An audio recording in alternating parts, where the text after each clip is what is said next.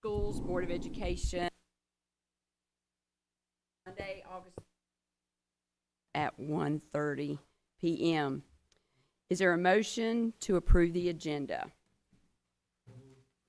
Okay, is there a second? Sorry, Madam Chair, I'd like to add an item to the agenda, please. Okay, yes, sir. I'd like to add our legal and moral obligation to educate all children to the agenda, please. Okay. Is there a motion? Okay, second. Okay. Any comments? All in favor, say aye. Aye. Aye. Raise your hand, please, so I can see. Okay, all right. All in favor?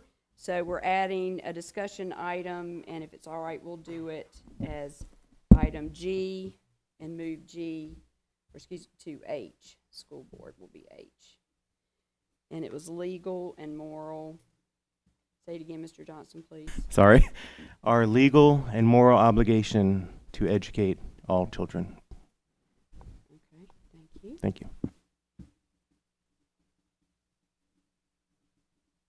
Okay, is there a motion to approve the amended agenda? All right, okay, we have a motion by Ms. Davis, second by Dr. Dahl. All in favor say aye. Aye. Any opposed? Okay, that passes. Thank you very much.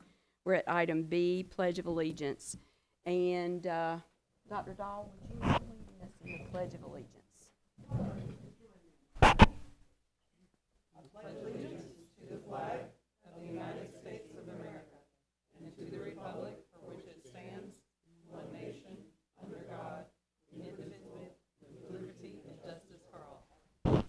Okay. Thank you. Thank you very much.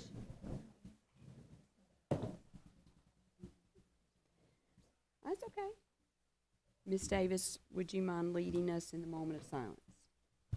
Yes, if everyone would join me in a moment of silence. And I do want to mention Miss Debbie Thomas faithfully served Moore County Schools for it looks like 38 years. And I actually had the pleasure of meeting her just a few years ago. She came out of retirement to work as the receptionist up here and was just a blessing. So we'll keep, she passed away recently, and we'll keep her family in our thoughts and prayers.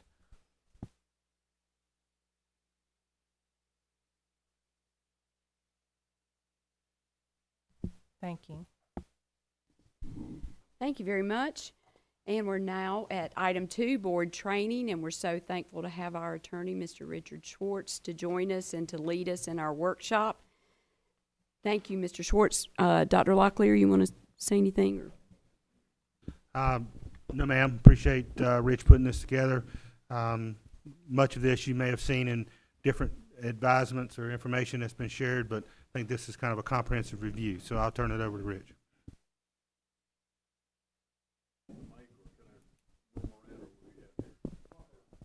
Well, do we have a roaming mic? I do have a question for you real quick, though, Mr. Schwartz. I have a quick question for you. I assume that this was not put together strictly for us. You're going around and giving these to the other districts that you represent? Well, I've been updating it constantly and changing it constantly because things have been changing constantly. But a fair amount of this was put together for you. So the other districts that you represent have not requested a similar. I mean, this is pretty comprehensive. It is, and so I've given it to one of the districts so far. Yeah. Okay. And Right. part of your services is to provide professional development and Right. workshops for the Right, board. this is So, included in your retainer. yeah. Yeah. Yes. Yeah, well, we'll be giving it more.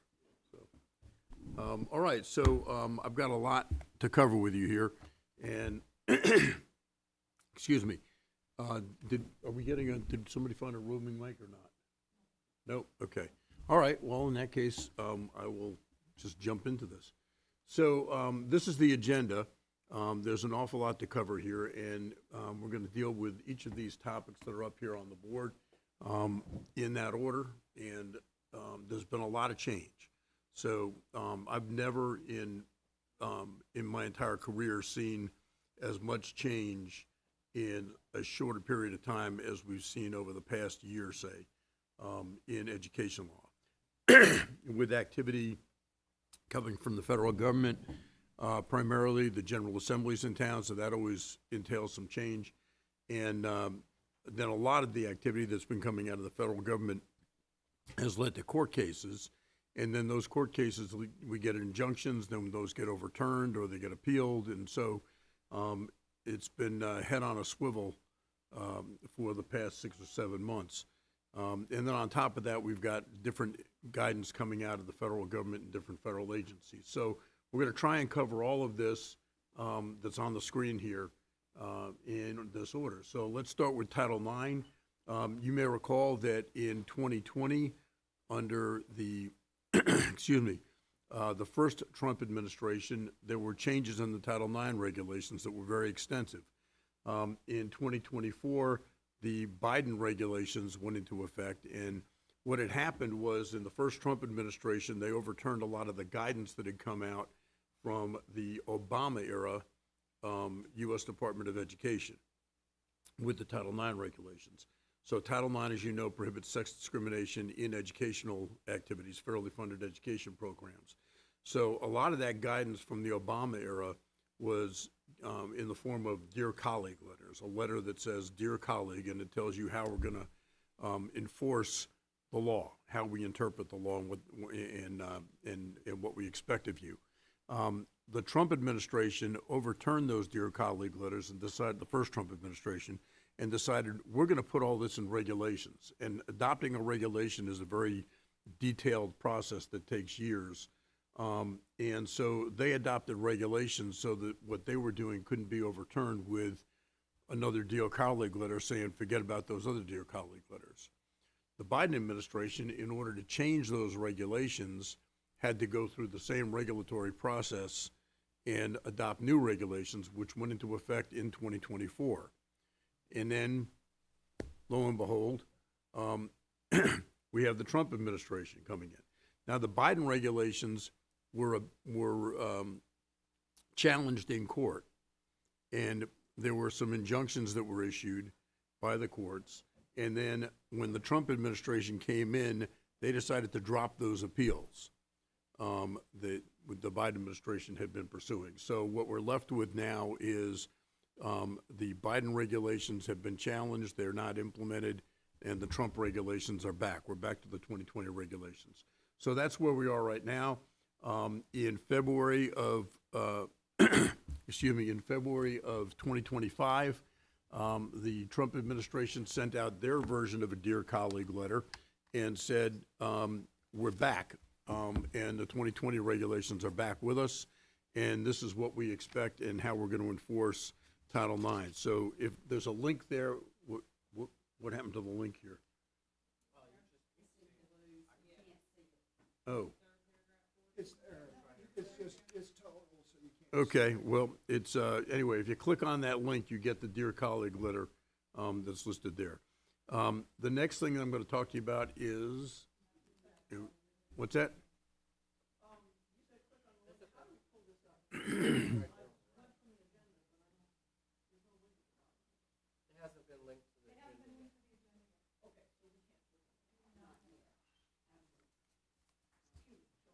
Okay. So the next thing I'm going to talk to you about are executive orders. And before, we're going to talk about a lot of executive orders today.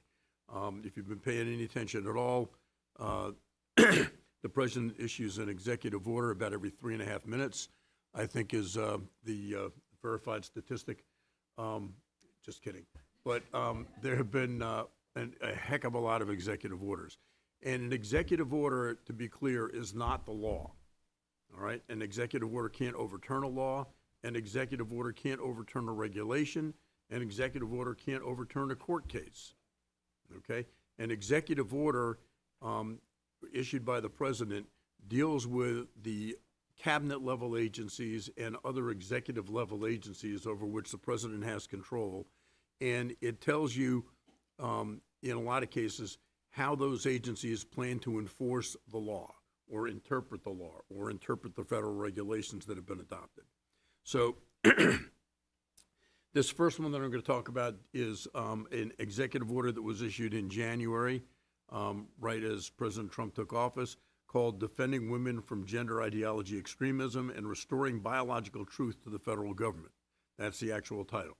All right, and if you click on that link there on the left, that Charlie's clicking on, you get the actual executive order. All right, so with a lot of these, I'm not going to ask Charlie to do all these, but a lot of these are live links, and you can click on that. So what this executive order does is it says sex is an immutable biological characteristic, male and female, and that's all we got, male and female. Nothing but, and it's determined at conception. All right, now, we've got some law in North Carolina that says it's determined at birth, okay? Either way, if you don't change between conception and birth, you get the same result. So the federal agencies were directed to adopt this definition and remove any policies or regulations or otherwise promote gender ideology. So gender ideology is out, and it also protected single-sex spaces. The next one of these is an executive order called Keeping Men Out of Women's Sports, and it directed the U.S. Department of Education when it's enforcing and interpreting Title IX. Keep in mind, when Title IX first came in, a lot of it was about women and expanding opportunities for women in sports. Okay, it's much broader than that, but that was its first main application when Title IX came in. So it directs the Department of Education to interpret Title IX to exclude transgender women or transgender girls from participating in women's sports. Okay, it doesn't preclude transgender men from participating in men's sports. There were investigations in Maine and in Denver that were conducted by the Office for Civil Rights, which is part of the U.S. Department of Education, to interpret these standards. And you may recall the governor of Maine getting into a kerfuffle with the president at the White House, and she said, "We'll see you in court." Well, this was a good prediction. So they have proposed a resolution agreement in Maine. In April, the U.S. Department of Education announced a Title IX violation by the University of Pennsylvania. And they had a transgender female who was competing on the women's swim team in the NCAA championships. And on July 1, they reached a resolution agreement. And you can click on that link for resolution agreement, and you'll get that agreement. Well, maybe not. There you go. Okay, there it is. But if you go back to the previous slide, Charlie, that picture that's there, the swimmer in the black there is Leah Thomas. She was the transgender female swimmer who was participating for the University of Pennsylvania in the NCAA championships for women. The one on the right in the blue, where for Kentucky, is Mr. Benway's favorite person right now, Riley Gaines. So she was in the 2022 Women's NCAA Championships 200 freestyle. They came in, the two of them came in exactly tied, which, if you know anything about the way they do the timing for NCAA swimming, is almost impossible, because it goes down to, it can go down to the hundreds and even the thousands of a second. But somehow they came in exactly tied. And when they tied, the NCAA wasn't prepared for a tie, so they had one fifth-place trophy. And so they asked the two of them to pose in this picture, tied for fifth, but they asked Riley Gaines to hold the sixth-place trophy, even though she had tied for fifth. So they promised her they'd get her a new trophy as soon as they can get one made up for fifth place. So under this resolution agreement that OCR, Office for Civil Rights, was pursuing, University of Pennsylvania agreed to restore two female athletes all individual Division I swimming records that had been broken by Leah Thomas, and other similar recognitions that they said were misappropriated by male athletes, referring to Leah Thomas, who were allowed to compete in the female categories, and to issue a public statement to the community saying they would comply with Title IX and the new interpretations of Title IX, and they would not allow males to compete in female sports or athletic programs, that they would issue apologies that they would adopt biology-based definitions for the words male and female pursuant to the executive orders issued by the president, that they would post a statement in a prominent location and on their website to that effect, and rescind any guidance that violated the new Title IX guidance, which would have complied with the Biden administration's Title IX guidance, and send a personalized letter of apology to each impacted female swimmer. Now, that's the Office for Civil Rights, and that's Title IX current interpretation, but keep in mind that we're in the Fourth Circuit, and we're subject to the Grimm case, the Gavin Grimm case out of Gloucester County Schools in Virginia. And that was a 2020 decision by the Fourth Circuit U.S. Court of Appeals. The U.S. Supreme Court declined to hear it on appeal. So this case still applies, and it held that a school board violated Title IX and the Equal Protection Clause of the U.S. Constitution. So it's not just the Title IX case, by not allowing Gavin Grimm, who was a transgender boy, to use the boys' restroom. So they said he's entitled to use the boys' restroom as a transgender boy. All right? So far, the U.S. Department of Education and the Office for Civil Rights have not tried to enforce in the Fourth Circuit, okay, which includes North Carolina, this new interpretation dealing with gender identity, and that would be in violation of the Gavin Grimm case. So we're kind of in a no man's land. We've got binding court precedent with the Gavin Grimm case, and then we've got these interpretations of Title IX and its regulations. On top of that, just to make things more complicated, and again, this is a live link, I'm not going to ask Charlie to pull it up, but we've got North Carolina law that went into effect in 2023. The SL 2023-109 is a session law number. So this is from the North Carolina General Assembly, and effective in the 2023-24 school year, it banned boys and men based solely on their sex recognized at birth from participating on girls' or women's teams in all public and private schools, universities, and colleges, and it provides a right to sue for any violations. The Gavin Grimm case didn't affect participation on sports teams. It was simply about using the bathroom. Okay, it didn't go beyond the bathroom. And then the U.S. Supreme Court in July, just a month ago, yesterday, the Supreme Court announced that it would hear two cases that are kind of the same case going in different directions, one from Idaho and one from West Virginia, dealing with the constitutionality of state laws like our state law that I just mentioned to you, that session law from 2023, that bar transgender athletes from participating on girls' and women's sports teams. So in each of these cases, individuals sued their states after the states had adopted laws limiting the participation of transgender athletes. So the challengers are arguing that they violate the Equal Protection Clause of the U.S. Constitution. So they're not arguing Title IX, they're arguing the Equal Protection Clause of the U.S. Constitution, and the Gavin Grimm case was based on both Title IX and the U.S. Constitution, Equal Protection Clause. The West Virginia case, and keep in mind, West Virginia is in the Fourth Circuit, okay? So in the West Virginia case, West Virginia adopted a state law in 2021, 2 years before we adopted one in North Carolina, that barred transgender athletes from competing on girls' teams in public schools. And in April of 2023, the justices heard an emergency petition and ruled that the transgender girl who challenged the state law could continue to compete on the middle school girls' cross-country and track teams while the case was being appealed. Okay? So she's been allowed, the transgender girl has been allowed to compete on the girls' teams. Keep in mind this is middle school track, okay? While the case was going up through the courts, and now the Supreme Court has agreed to hear it. In the Idaho case, you had a transgender college student, and she challenged an Idaho law barring participation by transgender athletes. So the cases have been, as the Supreme Court announced on July 3rd that it's going to hear both of those cases.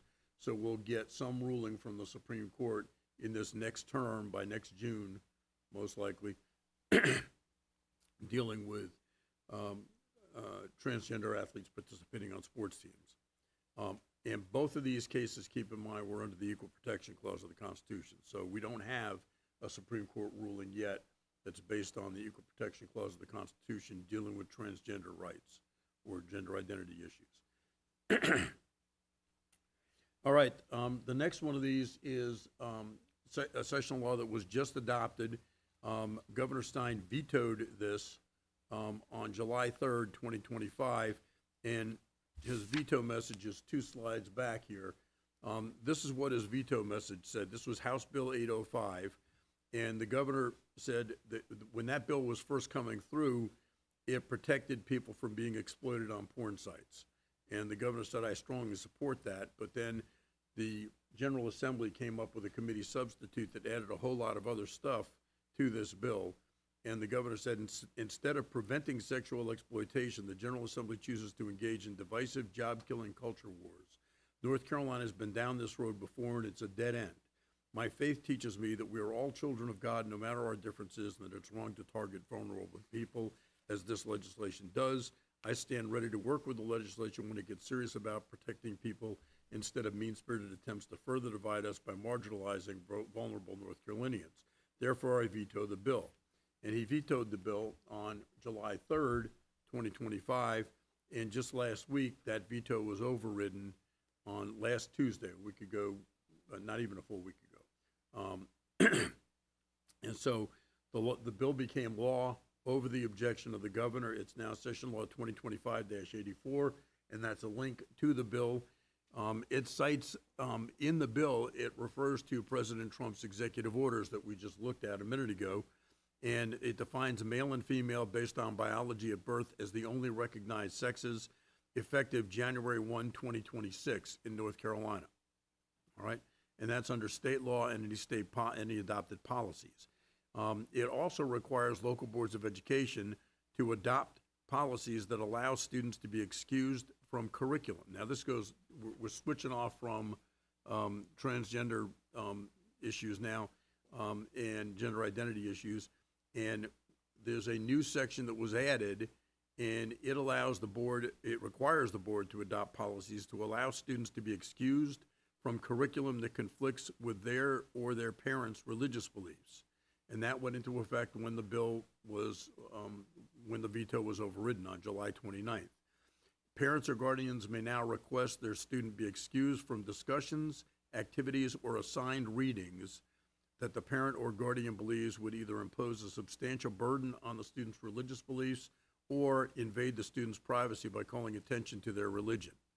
To the extent practicable, we have to give advance notice to students, parents, and guardians of the discussions, activities, or assigned readings.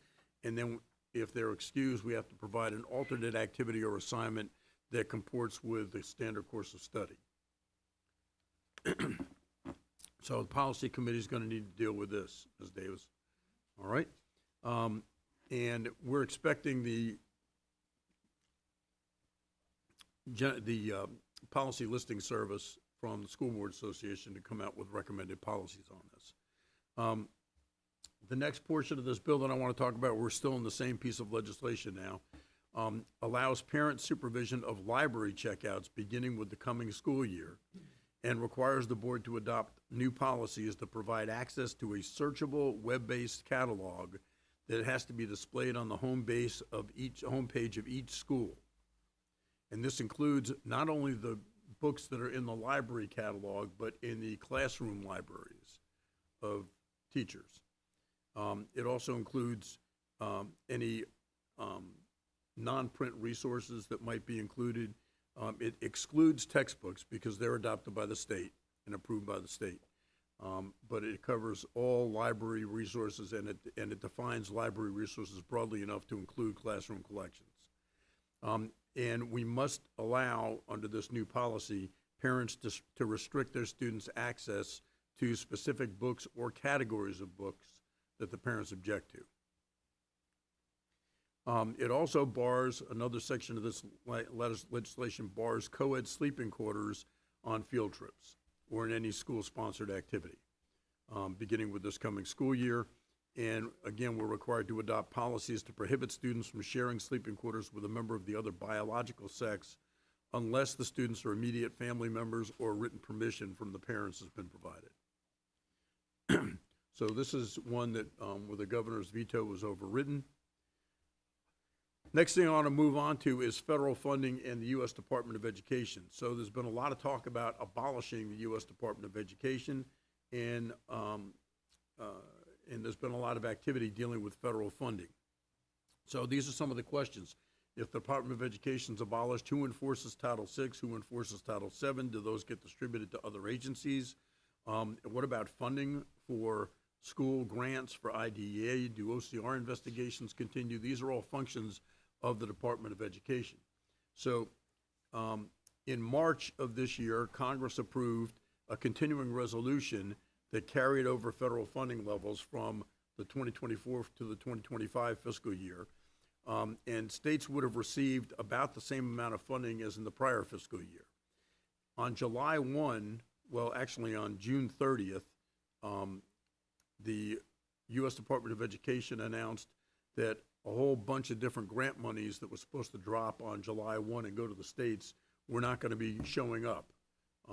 And so they withheld $7 billion from 7 different education programs with this explanation. Decisions have not been made concerning submissions and awards for this coming academic year, and the department remains committed to ensuring taxpayer resources are spent in accordance with the president's priorities and the department's statutory responsibilities. So basically what they're saying is we're going to refer this to the Office of Management and Budget, and we're going to take a look and make sure that none of this is promoting diversity, equity, and inclusion, or gender ideology, or any of the other things that were objected to by the president. The funds that were affected are listed up there. These are the different grant programs.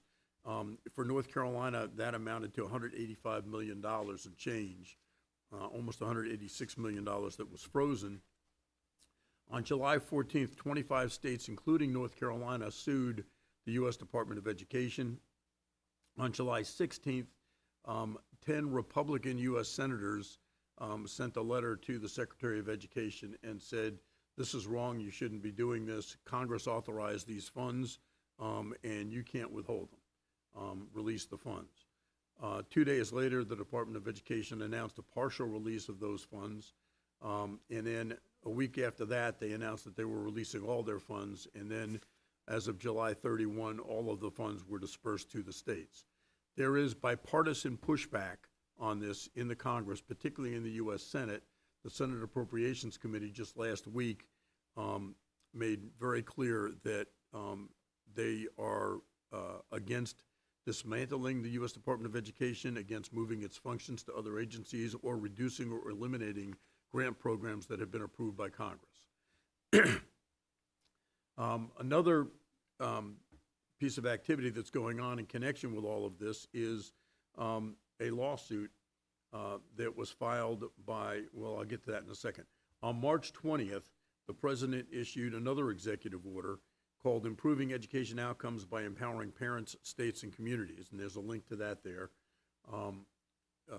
And what this executive order does is it says education is failing in the United States, and we're not making progress, and we spend a lot of money, and we're not getting a bang for the buck. In a nutshell is what it says. And it called for the closing of the Department of Education and returning its functions to the states, and requiring compliance with federal law in federally funded programs by terminating illegal, what the executive order describes as, quote, illegal discrimination obscured under the label diversity, equity, and inclusion, or similar terms, and programs promoting gender ideology. And just since the Trump administration took office, the Department of Education has cut its workforce in half. Okay, they went from 4,113 employees at the Department of Education when the president took office. They're down to approximately 2,100 now through retirements, buyout offers, and then a big termination that primarily has impacted the Office for Civil Rights more than any other part of the U.S. Department of Education. 7 of the 12 OCR offices nationwide have been closed. and hundreds of their lawyers have been removed from the rolls. So a number of states, New York and 20 other states, not including North Carolina, sued the federal government. They sued Linda McMahon, the Secretary of Education, and the U.S. Department of Education and others.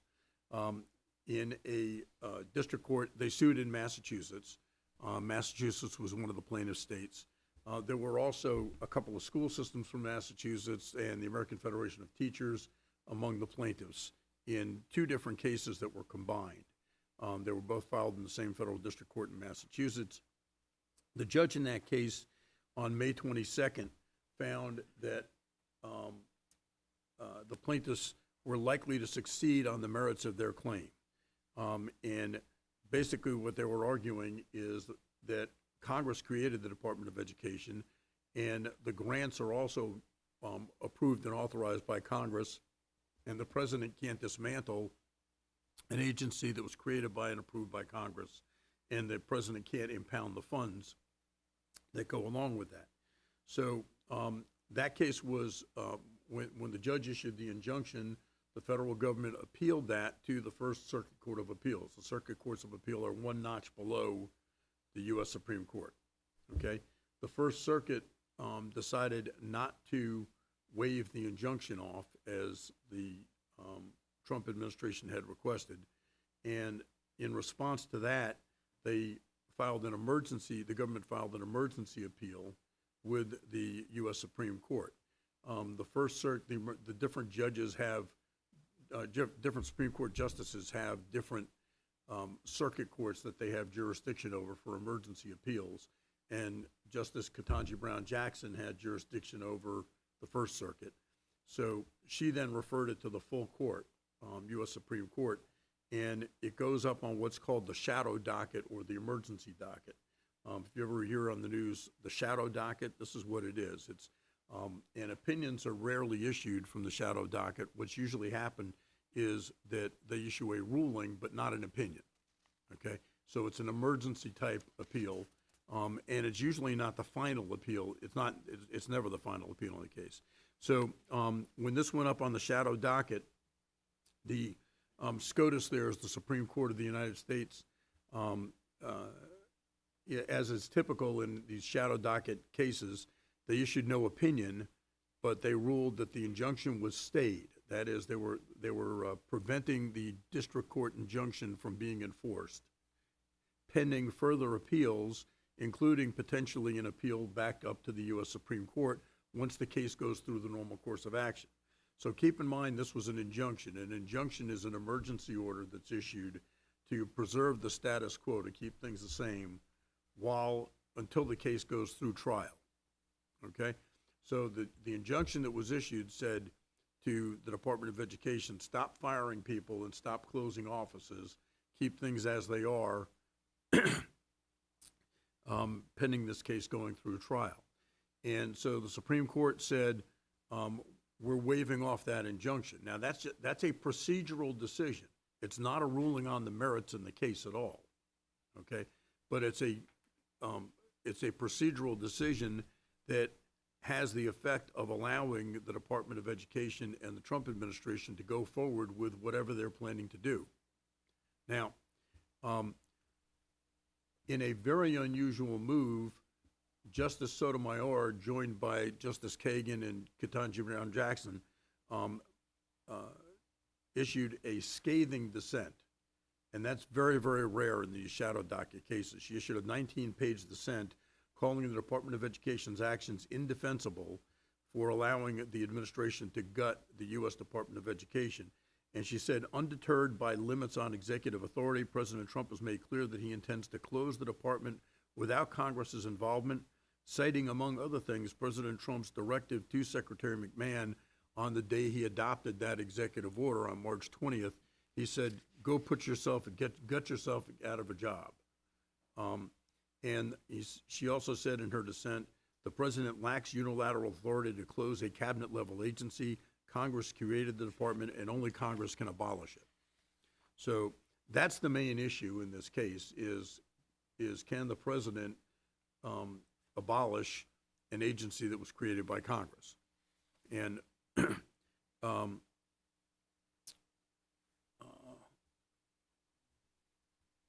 I here? I'm going the wrong way. Okay.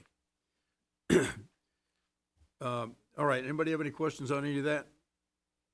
All right, we'll move on to First Amendment cases dealing with religion and, I do have one Yeah. comment. Just, it wasn't pointed out in this brief, but, on page 10, I'm sorry, page 9, you mentioned that Trump's executive order is terminating programs that are illegal discrimination obscured under the label diversity, equity, and inclusion.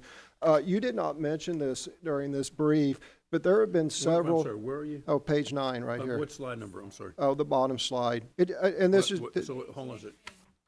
What's that? 18, okay, 18, sorry. yeah. I've Yeah. got the. Yeah, and I just want to point out that although it wasn't pointed out in this brief, you mentioned that Trump's executive order, said that DEI programs are illegal discrimination. And although you didn't point it out, there were actually several recent Supreme Court cases that support that view, and those Supreme Court cases were all issued under the Biden administration. So that is not that executive order is actually, that part of it is based on recent Supreme Court rulings. Well, some of these, first of all, a lot of those rulings are procedural, and. There were Supreme Court rulings during the Biden administration that said, like, for example, Duke and Harvard's administration programs Okay. based upon DEI were illegal discrimination. Right, so they're, So my those, point is that executive order does not have, it is, that portion is based in recent Supreme Court decisions. okay, so that's the argument, that it's based on those decisions. So the Students for Fair Admission versus Harvard and Students for Fair Admissions versus the University of North Carolina are the two cases that you're talking about. And those cases dealt with the admissions practices at those two universities, one being public, one being private, okay? And And there was another case about DEI. My only point is that, it's worth noting that the basis of that statement that you decided to quote from the executive order is actually based in two Supreme Court decisions. You cited one, there's another one, I don't know the name of it. I'm just making that point. I'm not one to live yeah, but here's what I want to point out, is there are a lot of legal interpretations that the federal government right now, in a lot of these executive orders and a lot of the guidance that's coming out of the federal government are grounded on those cases, the Students for Fair Admissions cases, those two cases. The interpretations of those two cases go way beyond, that are being argued by the Department of Education and others, go considerably beyond what most legal scholars think those two cases stand for. And so I didn't mention that, but that is the exact language from the executive order, and that is part of the grounding. We're going to get to that in just a minute. I was just about to talk about, well, not in this next section, but I'll get to that when we talk about the Title VI certification. So moving on to First Amendment religion. Yes. On page 6, on House Bill 805, must allow parents Do you to- see a slide number in the bottom right of the slide? It's the bottom. 12, okay, I'm sorry, go ahead. Where do you see that? Oh, my gosh, I can't even. I've got a different version I of can't even it. see it. I better get my glasses on. Okay, yeah, 12. Okay. Must allow parents Charlie's to got restrict- it up here now. What? Charlie's got it up on the board Oh, here. thank you, Charlie. Must allow parents to restrict their students' access to specific books or categories of books. Does that mean the books can still be there? Yes, yeah, it's individual parents saying, I don't want my kid to have access to this, Okay. okay? That's what the law deals with. How do parents know that the books are there? Because we're required to now adopt a policy that provides a searchable, web-based catalog, and that has to be displayed on the home page of every school. Okay, what about classroom books? They've got to be included in that as well. All teachers' personal owned books that are in their classroom? That's the most likely interpretation, yeah. The language Okay. isn't that specific in the session law, but that's the most likely Okay. interpretation. Well, since you brought that up, I have a logistical question about that, and I don't know if this is the time to ask But it there or. are going to be a lot of logistical Right. questions about this, and getting it put into, nobody's going to have it in place at the Right. start of the school year. So is that the expectation? It's 25, 26? I don't know if we Yes. have the software to do that or the manpower. Yep. So- Well, we currently have the Follett software for our media centers that has been out there public facing for 2 or 3 years for folks to search our library catalogs and see what we have available. We have a practice in place, and I'm kind of turning around behind me to Ms. Simon for our teachers and to make sure they're documenting their classroom library, so we have that information if someone asks. We don't have an online searchable process, but we'll be working through that and figuring out the logistical process of how we post that and make sure that's available to parents. In general, we've had a process, and that's governed by policy currently. If a parent has an objection to instructional materials, there's a process to reach out to the teacher and meet with the teacher, and an alternative assignment being provided if understanding can't be met. So we already have a process in place, and so we'll bulk that up based on this new law. Okay, getting back to, here we go. All right, moving on to First Amendment, religion and free speech. Big issue that's in a lot of cases right now all across the country are required use of student pronouns. And some school systems are saying use the preferred pronouns. Other school systems are saying don't use the preferred pronouns. You've got to use whatever comports with what it says on your birth certificate. And a lot of others don't address it at all. The objections have come in the form of people saying you're restricting my freedom of speech or you're violating my freedom of religion because I don't believe that it's against my religion to call somebody a pronoun that doesn't comport with what they were born to be, what they were, or not what they were at birth, I should say. So the outcomes are all over the board on this case, in these cases, and the appeals are all over the board in these cases. Some courts have ruled that teachers and staff can refuse to use pronouns based on religious objections. Others have said no. The school system can have you do whatever they want while you're on their time and on their payroll. In the Gavin Grimm case, that had nothing to do with the pronouns that Gavin was referred to. So there's no ruling on that in the Fourth Circuit, and we have no definitive ruling on it in North Carolina. All right? So that's an issue that's bubbling through the courts, and it's just as soon as you find a case that rules one way, you're going to find a case that rules the other way. So we're waiting to see on that, and we have nothing in North Carolina right now. Yes? Can a school make its own policy on that? You can, and then you'll be challenged in court, and you'll be the test case. Because just as soon as you make your policy saying you can do this, or you have to do that, or you can't do this, somebody's going to challenge you on either freedom of speech or freedom of religion grounds. We have board policy on that, Ms. Bruno, that the board passed. We have Parent Bill of Rights board policy. We have the Parent Bill of Rights, yeah. It requires permission. We have to inform parents and get permission.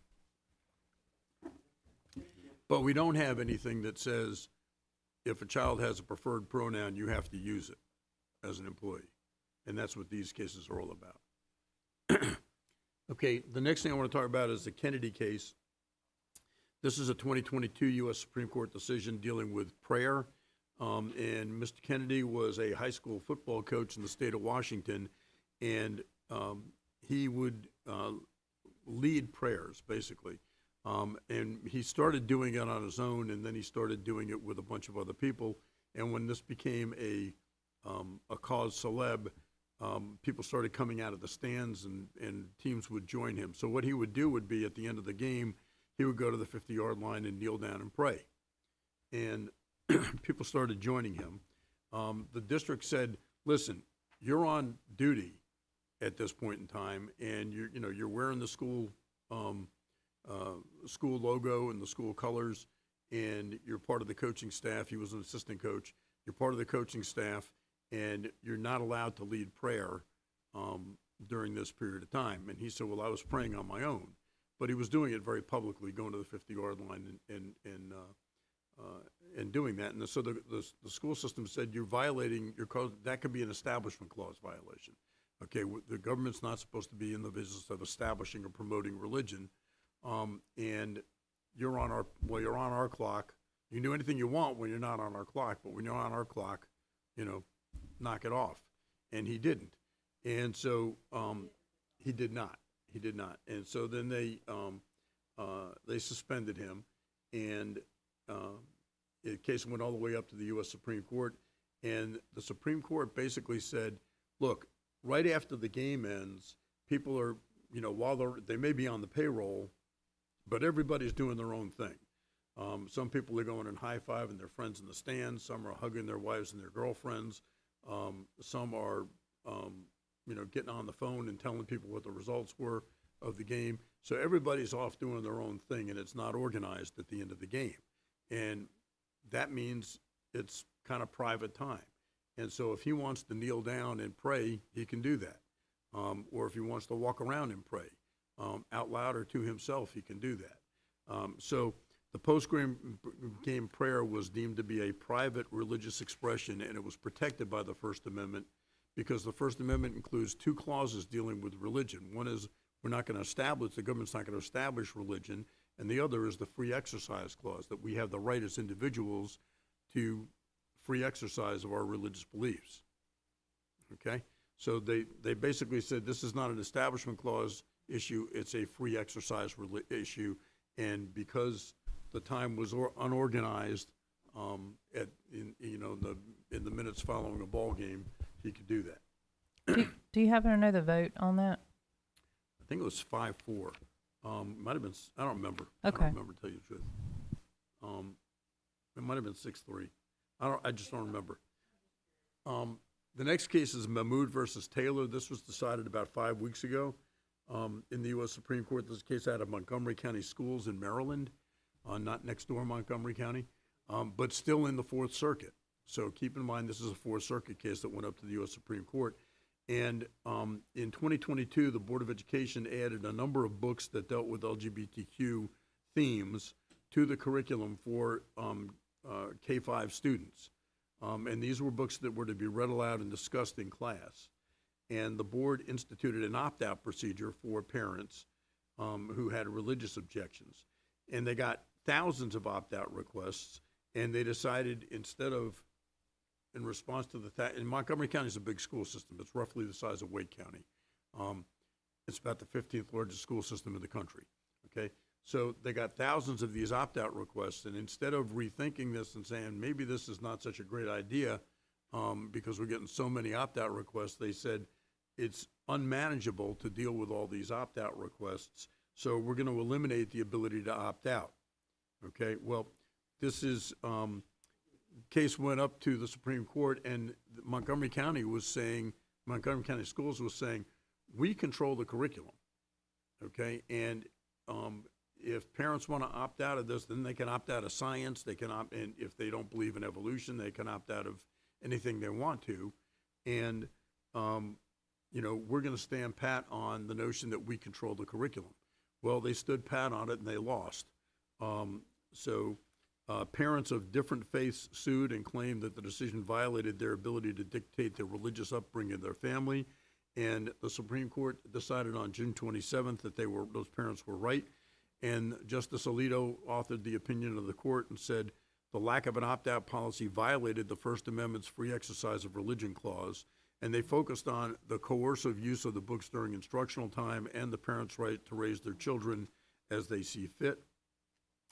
And so the impact of that was it may require boards to consider updates to our policies consistent with the case, but given that House Bill 805 has now had the veto overridden and we now have a new law on that as of a couple of days ago, we're going to be adopting policies on this anyway. So you can expect increased requests to opt out. All right, moving on to diversity, equity, and inclusion is a whole separate category here, DEI. we've got a bunch of executive orders that were issued on day one. January 20 of 2025 was day one of the Trump administration, and you may recall the scenes of President Trump signing one executive order after another on that day. And one of them was called Ending Radical and Wasteful Government DEI Programs and Preferencing, and that proposed to terminate all discriminatory programs, including mandates, policies, programs, preferences, and activities in the federal government by eliminating DEI, DEIA, and environmental justice offices and positions and any equity-related grants or contracts. And it directed the Attorney General and the Secretary of Education to issue guidance to state and local educational agencies regarding Students for Fair Admissions versus Harvard. That's one of the cases that Mr. Hensley was just talking about. Okay, so what they're doing is they're banking a lot on the two Students for Fair Admissions cases that were issued the same decisions in the same day, one dealing with UNC and the other dealing with Harvard. A week later or so, on January 29th, there was another executive order dealing with DEI in K-12 education, and this was called Ending Radical Indoctrination in K-12 Schooling. It focuses on anti-American, subversive, harmful, and false ideologies and prohibiting the teaching of discriminatory equity ideology and gender ideology in K-12 schools, okay? The Attorney General was instructed to coordinate with state and local authorities to pursue legal action against educators who are unlawfully facilitating the social transition of a minor student. This does not require schools to take any immediate action, but does threaten loss of funding for directly or indirectly supporting, promoting, or subsidizing discriminatory equity ideology or gender ideology based on the Department of Education's interpretation of Students for Fair Admissions versus Harvard, which is, again, I believe, and a whole lot of legal scholars believe, is a very broad interpretation that goes beyond what the case actually stands for. The district still controls the curriculum, but there may be more scrutiny. Another executive order then was issued on April 23rd called Reinstating Common Sense School Discipline Policies. And it requires discipline to be done solely based on behavior and not demographic factors. So if we have, in dealing with discriminatory outcomes, you may recall that we're required to keep stats on kids who are being disciplined based on race and sex and age and grade level and so on. Well, one of the things that we do is we have to turn that into the state, and the state produces stats and reports every year that show, we have more black males being disciplined or suspended than we do white males, and so on. And so the Trump administration, this executive order that was issued April 23rd said, we don't care whether you're black, brown, blue, green, yellow, whatever. If you did the crime, you do the time, basically. If you committed the behavior that led to the disciplinary outcome, we're not going to look at discriminatory impact, okay? We'll look at discriminatory intent, okay? Did you intend to discriminate against somebody based on their race, sex, color, national origin? But we're not going to look at discriminatory effect. That is, if we happen to have more black males who are suspended than white males, we're not going to pay any attention to that anymore. So it would eliminate consideration of disparities by race and other categories in disciplinary outcomes. And it requires compliance with Title VI of the Civil Rights Act of 1964, but interprets it to challenge equity-oriented practices, okay, based on the Students for Fair Admission case. So, Quick question. yeah, So is the et cetera, does that include by sex? yes, yep. Any protected category. The executive order required the Department of Education and other federal agencies to take several actions, including issuing new guidance within 30 days of the executive order to local school systems and state education agencies dealing with school discipline and their obligations not to engage in racial discrimination under Title VI, but no guidance has come out yet for that particular thing. There was some guidance that was issued just a couple of days ago that I'm going to tell you about in a minute. Second, that the Secretary of Education take appropriate action with respect to LEAs and state education agencies that fail to comply with Title VI protections against race discrimination. And we're going to talk in a minute about the Title VI certification.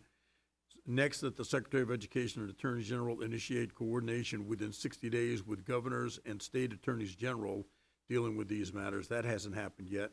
And that the Secretary of Defense issue a revised school discipline code for military service families within 90 days. That hasn't happened yet. So there's a report that's due to the president on this by August 21, and this stuff hasn't happened yet. So we'll get into some more of this stuff in just a second, but I want to get into next some pending legislation in North Carolina that deals with this. So we have ratified Senate Bill 227, which is called Eliminating DEI in Public Education, and there's a link to it there. And this cites, if you'll skip to that link, please, Charlie. The start of, whoops, is that not going? There it is. Okay, so the start of this legislation has some whereas clauses, which is kind of unusual in the General Assembly. And the whereas clauses that are there cite alignment with President Trump's executive orders as the impetus behind this. And then if you'll go back, Charlie, what this legislation does is it bans public schools from teaching or promoting, quote, divisive concepts, close quote, dealing with race or sex, such as one race or sex is inherently superior to another, individuals are inherently racist or sexist or oppressive by virtue of their race or sex, or assigning guilt or responsibility for past actions based on race or sex.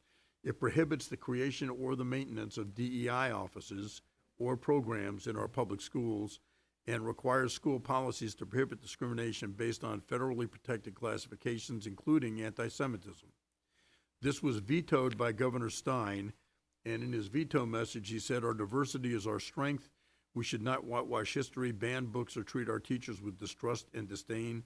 Rather than fearing differing viewpoints and cracking down on free speech, we should ensure our students can learn from diverse perspectives and form their own opinions. Therefore, I veto the bill." The Senate overrode the veto last week on July 29th, last Tuesday, and the House apparently did not have enough votes to override, but it is placed on the House calendar for August 26th when the General Assembly is going to reconvene. So stay tuned on this one. There may or may not be enough votes in the House to override the veto. In the meantime, EEOC, the Equal Employment Opportunity Commission, has issued guidance, and EEOC deals with Title VII employment discrimination, okay? And they actually have a new poster that they've put out called "What to Do If You Experience Discrimination Related to DEI at Work." Okay, so if you feel that you were treated differently, if you have, and this deals with disparate treatment, not just intentional discrimination. And the next thing I want to show you here is a portal that was created by the U.S. Department of Education, saying schools should be focused on learning, and it was an online form to report to the federal government, to the U.S. Department of Education, DEI and indoctrination in schools. So this was a form created by the federal government. This is on hold right now. I'll get to that in just a second. But I do want to mention that last Tuesday, the U.S. Department of Justice issued new guidance for recipients of federal funding regarding unlawful discrimination. So this just came out last Tuesday from the U.S. Department of Justice, and it lists discriminatory practices that entities who receive federal funding should avoid. So these are up on the screen. I'm going to just run through them real quickly. Allowing biological males to access single-sex spaces designed for females, permitting males to compete in women's athletic events. So this is guidance from the U.S. Department of Justice saying this is how we are enforcing the federal discrimination laws, and this is how we believe you should be enforcing and responding to the federal discrimination laws. So permitting males to compete in women's athletic events, race-based scholarships or programs, preferential hiring or promotion practices, access to facilities or resources based on race or ethnicity, use of unlawful proxies for protected characteristics. So, for example, cultural competence requirements, or lived experiences, or cross-cultural skills. So one of the things that was in Students for Fair Admissions case was that lived experiences could be considered in the admissions process at the universities. Okay, here's what I've had to overcome in my life, or this is something that's meaningful to me or that happened to me, and this is how it's made me a stronger, better person, or whatever it may be. And this guidance from the Department of Justice that was just issued last week suggests that that lived experience could be considered a proxy for protected characteristics, like race or sex or so on. Segregation based on protected characteristics other than single-sex spaces based on biological sex includes implicit segregation through program eligibility.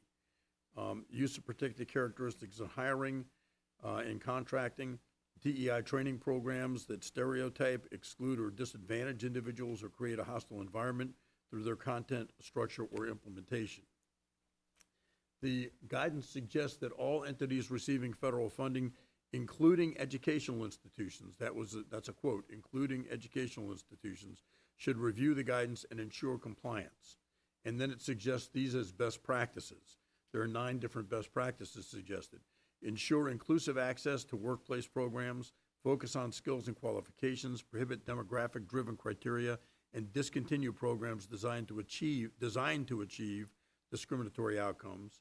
Document legitimate rationales, scrutinize neutral criteria for proxy effects, eliminate diversity quotas and focus solely on non-discriminatory performance metrics, avoid exclusionary training programs, incorporate explicit non-discrimination clauses in grant agreements, contracts, partnership agreements, and terminate funding for non-compliant programs, and establish clear anti-retaliation procedures and create safe reporting mechanisms.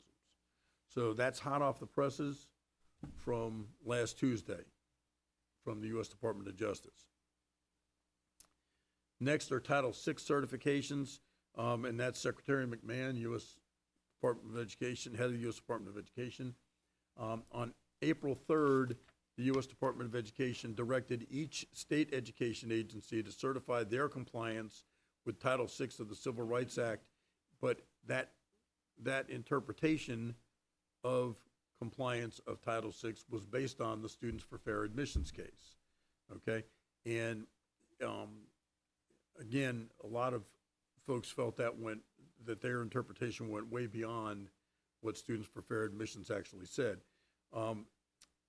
And the U.S. Department of Education's interpretation extends past the limited holding in that case to prohibit anything that it deems DEI, and it didn't define what DEI was. And there's no place where DEI was defined. And the Civil Rights Act of 1964 already says no person in the United States shall, on the basis of race, color, or national origin, be excluded from participation in, denied the benefits of, or subjected to discrimination under any program or activity that gets federal funding. Okay? So the Department of Public Instruction here in North Carolina submitted a certification with a letter noting that North Carolina's LEAs already certify their compliance with Title VI every time we sign off on a federal grant. We do that. Okay, we say we're going to comply with these laws. And therefore, the additional certification was redundant. The federal district courts in New Hampshire and D.C. Issued injunctions against the Secretary from enforcing and or implementing that certification requirement. And then the next day, 19 states sued in federal court in Massachusetts, arguing that the administration's demand is unconstitutional and otherwise unlawful. So as a result, I'm sorry, I'm behind on a slide here. As a result, the Department of Education's Office for Civil Rights decided that it would not take any enforcement action or otherwise implement the February 28 Dear Colleague letter and associated FAQs, and it was going to end the DEI portal that I showed you earlier for reporting DEI in schools. So it's now got in that red, what it basically says up there is we're not going to enforce this. Dear colleague letter, until further notice. All right, moving on to Title VII. Title VII deals with employment discrimination. Okay? Title VI deals with discrimination in federally funded programs. Title VII deals with employment discrimination by any employer in the United States with 15 or more employees. There was a significant case last year in 2024, Muldrow versus the City of St. Louis, and that's Sergeant Muldrow right there. And the Supreme Court clarified the standard for the degree of harm that would be required in order to have a viable case for employment discrimination. So previously, if somebody sued for a claim of employment discrimination dealing with the terms or conditions of their employment, they had to show some heightened degree of harm that resulted, okay? And so the allegations in this case were that Sergeant Muldrow was a female police sergeant, and she was moved to a position that had more administrative duties, lesser credentials, and reduced opportunities for overtime or advancement with a different schedule, different clothing requirements, and she said her replacement was male. And so she sued based on sex discrimination, okay? And the Eighth Circuit Court of Appeals, again, that's one notch below the Supreme Court, required proof that there was a materially significant disadvantage for her to be able to proceed with her Title VII claim. So in order to show an adverse impact on her in her employment, it had to be materially significant, okay? And the Eighth Circuit basically said it's a lateral transfer. You're the same rank, you're getting the same money, same pay, and yeah, there might be some differences, but that's not a materially significant disadvantage. And the Supreme Court vacated the Eighth Circuit's judgment in a unanimous decision, okay, a 9-0 decision. And they said there's nothing in Title VII that imposes a heightened significant harm requirement.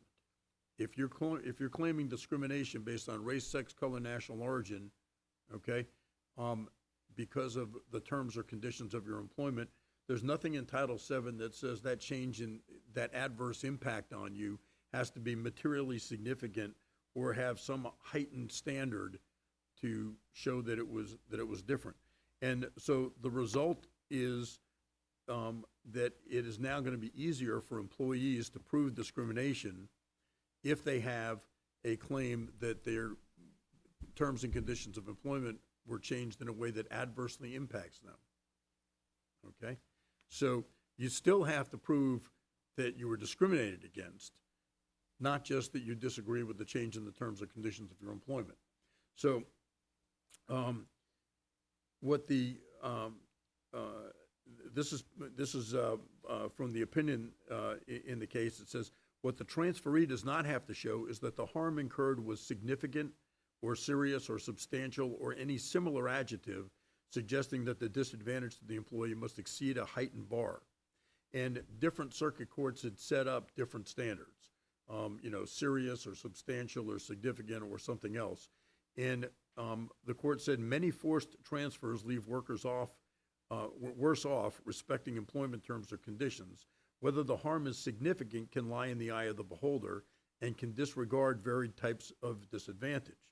And the court gave examples from previous court cases of different standards in the different circuit courts. And one of them, at the very bottom of that page, is the Cole case from the Wake County Board of Education. And Cole was a principal who was transferred, and she claimed that there was an adverse impact on her employment because she was forced into a non-school-based administrative role supervising fewer employees. And the court ruled, the Fourth Circuit Court of Appeals, our circuit, ruled that that was not a significant change. And the court said it doesn't have to be significant anymore. It doesn't have to pass any kind of heightened bar.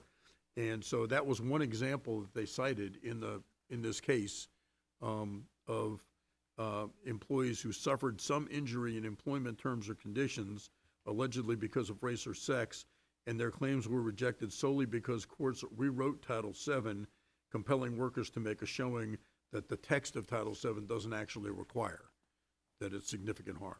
So it's going to be easier for folks to allege adverse impact or adverse harm in their employment capacity now. All right. Next is name, image, and likeness, and you'll see the new regulations there that's cited there, 16 North Carolina Administrative Code, dealing with name, image, and likeness. And this is show me the money time, okay, for name, image, and likeness. There is required reporting now. The school athletic director is required to submit a copy of any current name, image, or likeness agreement to the State High School Athletic Association within 30 days of disclosure of the deal to the student and the school. It also includes a requirement to send any amendments of that agreement to the High School Athletic Association. And coaches and athletic directors and employees are prohibited from using NIL to induce students to transfer to a specific school or to participate in a specific sport. And that's going to be, I predict, hard to regulate going forward in the future. Coaches, athletic directors, school employees, booster club reps, and NIL collective representatives are prohibited from acting as an athlete's agent or making representative or otherwise facilitating an NIL agreement between an athlete and a third party. And this is difficult. When these regulations were being proposed, they asked for comments, and we submitted some comments dealing with this particular part about facilitating an NIL agreement. What does that mean, facilitating an agreement? If somebody says, hey, I've got a car dealership and I'd like your star quarterback to, come sign autographs at my dealership. We're having a big sale this Friday, and I think it'd be a great idea, to promote the school and the kid and blah, blah, blah, and we'll pay the kid. But I need his phone number. Can you give me his phone number, coach? If the coach gives him his phone number, is that coach facilitating an agreement?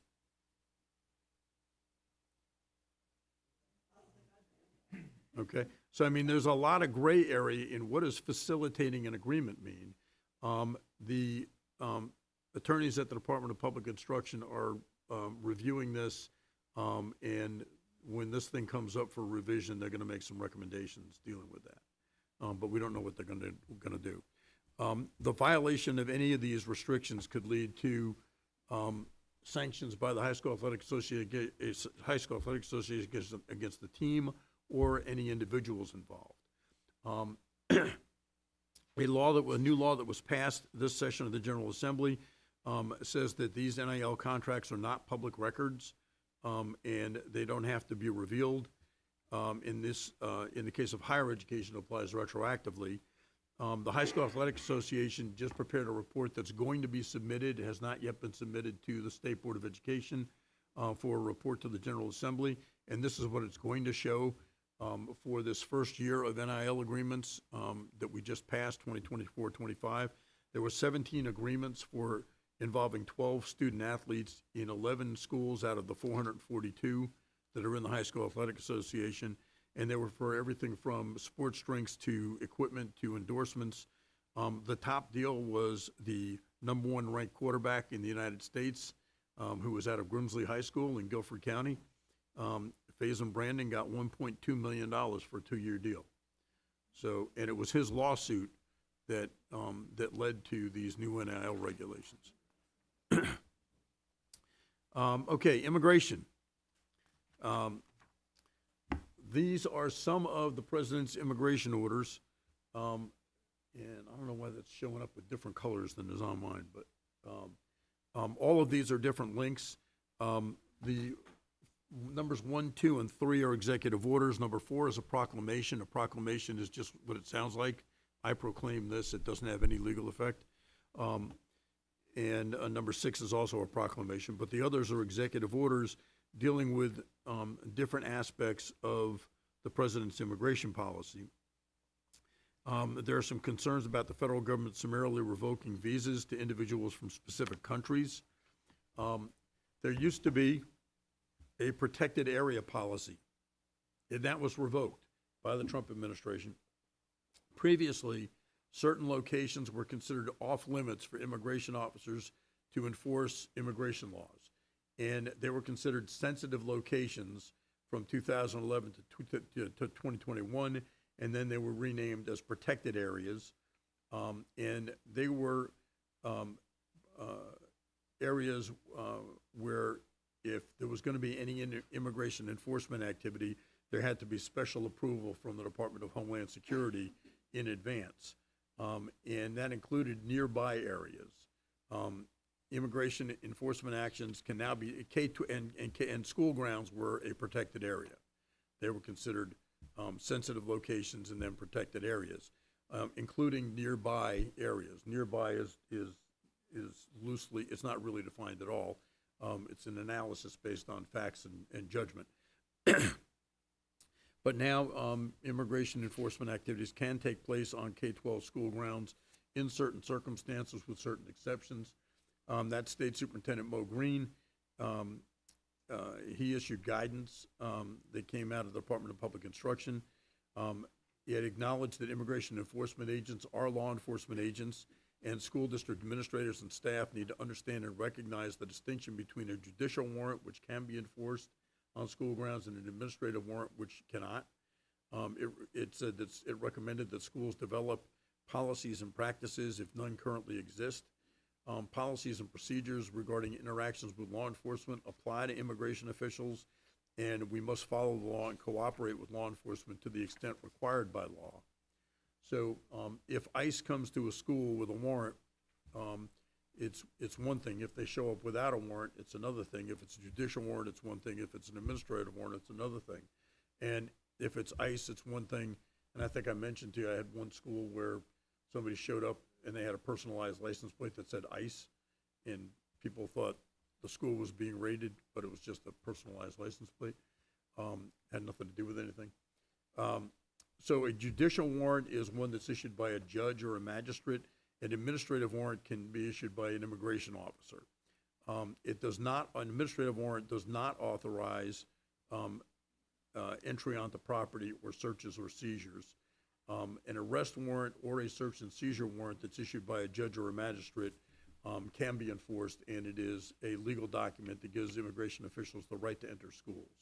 So if an immigration official comes to schools, what we tell all of our clients is, regardless of what documentation they provide, notify an administrator, get a copy of whatever the document is that they're producing, get it to legal counsel as quickly as you can, and get the name and title and credentials of the person who's there to enforce the warrant. I have a question to clarify a point on this. Clearly, a judicial warrant compels compliance, right? Someone shows up with a judicial warrant, you're compelled to comply with it, but you've used the term here, the third bullet under administrative warrant, authorize only detention and arrest, not entry to the property, searches, or seizures. So let's clarify right now, if we can. If someone shows up with an administrative warrant, is there anything that prohibits the school from voluntarily allowing entry to the property? Not, obviously not compelled, but is there anything that prohibits voluntary compliance to an administrative warrant as far as entry to the property? Well, we've got, when parents send their kids to our schools, we've got an in loco parentis duty to keep that student safe, or that, if it's a student they're looking for. If they show up looking for an adult, we can, there's nothing that prevents us from complying. So you said if they show up for an adult, there's nothing that prohibits us from complying, but are you implying that if a customs official, immigration official shows up with an administrative warrant, are you saying that we must deny entry, that we are compelled to deny entry? We are not required to allow entry. But we may allow entry. We may, just as we might to somebody else, or might deny entry to somebody else. Okay, so it's not. They don't have any special provenance Right. to. I understand, but what I don't want is I don't want anyone walking away from here, either any member of the board or the central office or the public, saying that if ICE shows up with an administrative warrant, we must deny their entry. If that's the case, please state it. It would depend on, in my opinion, it would depend on what was in the administrative warrant, and what they're looking for or what they're after. An administrative warrant warrant doesn't authorize access to property, it doesn't authorize search or seizure. So, It doesn't compel it. no, it doesn't, can't Okay. authorize it. So one of the things that you've got to be careful about is, school officials aren't likely to know, is it a judicial warrant, is it administrative warrant, is it? Oh, I'm not Does it saying, affect I'm not the saying they else? shouldn't admit it. I'm not saying they shouldn't contact the central office and who would contact, your firm or whoever. I just want to know if someone shows up with an administrative warrant, for one of our students, if we must prevent their entry, or if we can optionally prevent their entry. If it's a student, I would say yes, we should prevent their entry. But again, you use the term should. Are we compelled to prevent their entry? They're not authorized to enter by the administrative warrant. Are we compelled to prevent their entry? They don't have any greater access than anybody else would, than any other law enforcement person would.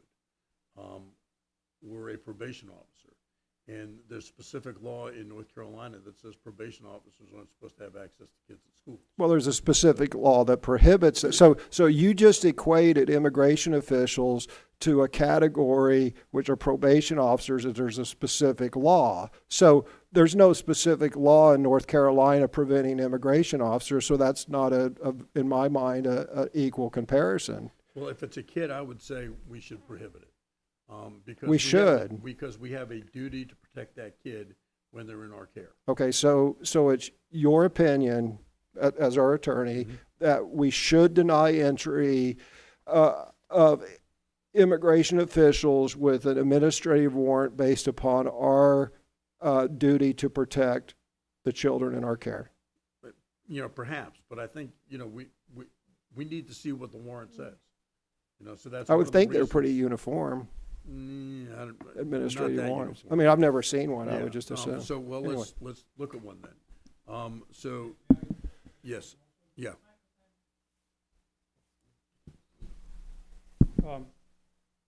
In any other instance, the warrant implies access.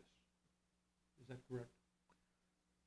Depends on In what the order to warrant. issue that warrant, you must have access. Yeah, but an administrative warrant is different, because an administrative warrant is not issued by a judicial official. Okay? So a judicial warrant is, an administrative warrant is not. It can be issued by an immigration bureaucrat, an immigration officer. But in this case, it seems that authorize only detention or arrest, not entry, we're making a special case out of this instance. In a normal course of events, a warrant would provide for access, no? Except administrative warrants don't authorize entry onto property How or would you, searches how would or you seizures. execute it? What's that? How would you execute it otherwise? That warrant? You'd pick up somebody on the street. Okay, so, Thank you. Richard, I have a question too. Yep. If an officer knows that he's not going to get anywhere with an administrative warrant, why use it? What's the point? that's up to them. I don't know what they're looking for, I don't know who they're looking for, it's gonna be case by case by case. So, what they're using it for, what the circumstances are, who knows? Okay. These are samples of what an administrative warrant and a judicial warrant look like.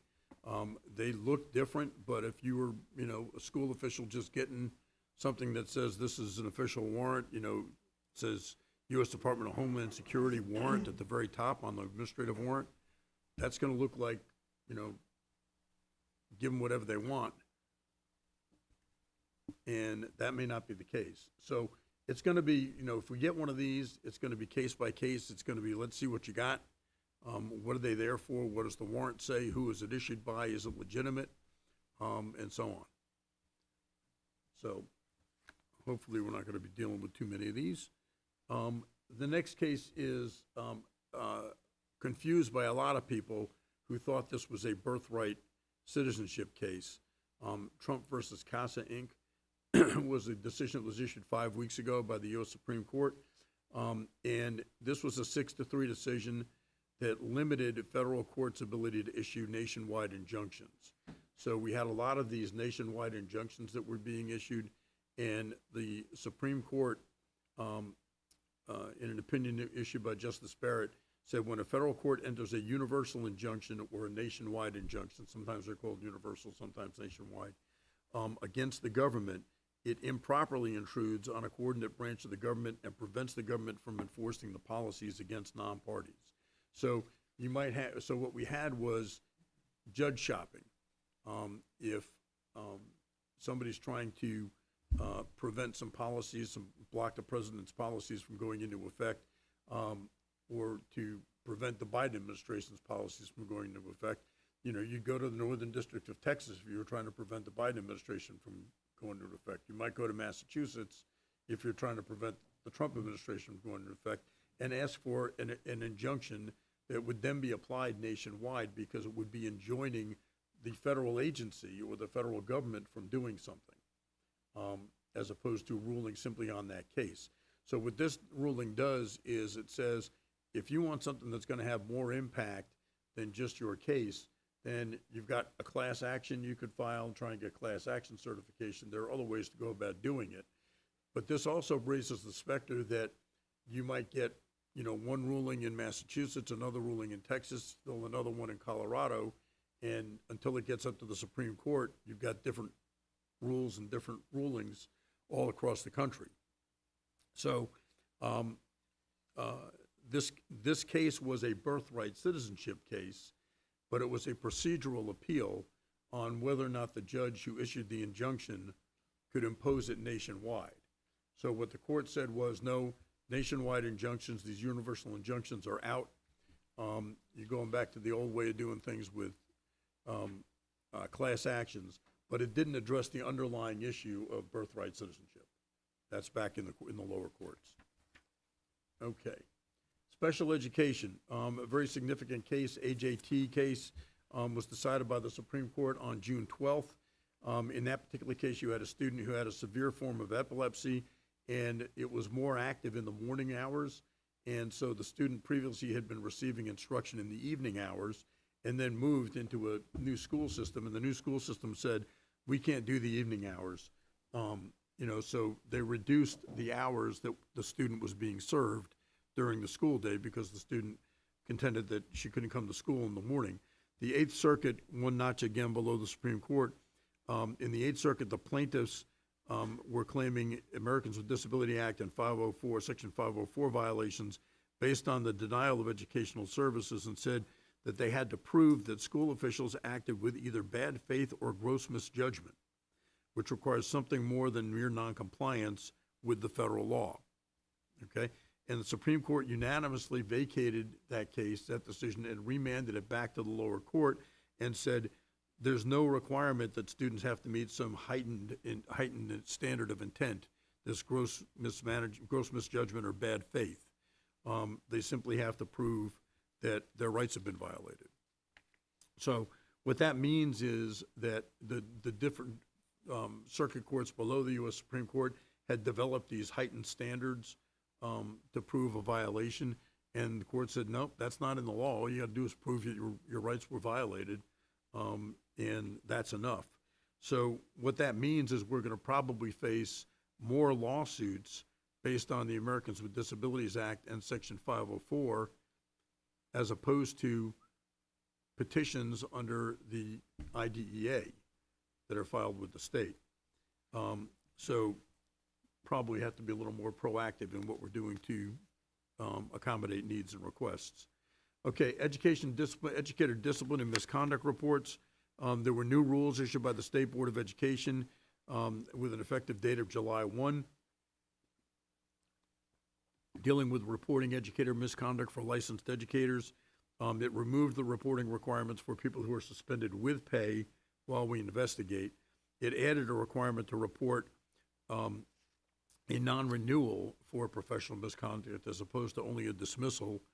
And it requires districts to notify the educators of any reporting requirements that we have to the State Board of Education upon their separation from employment.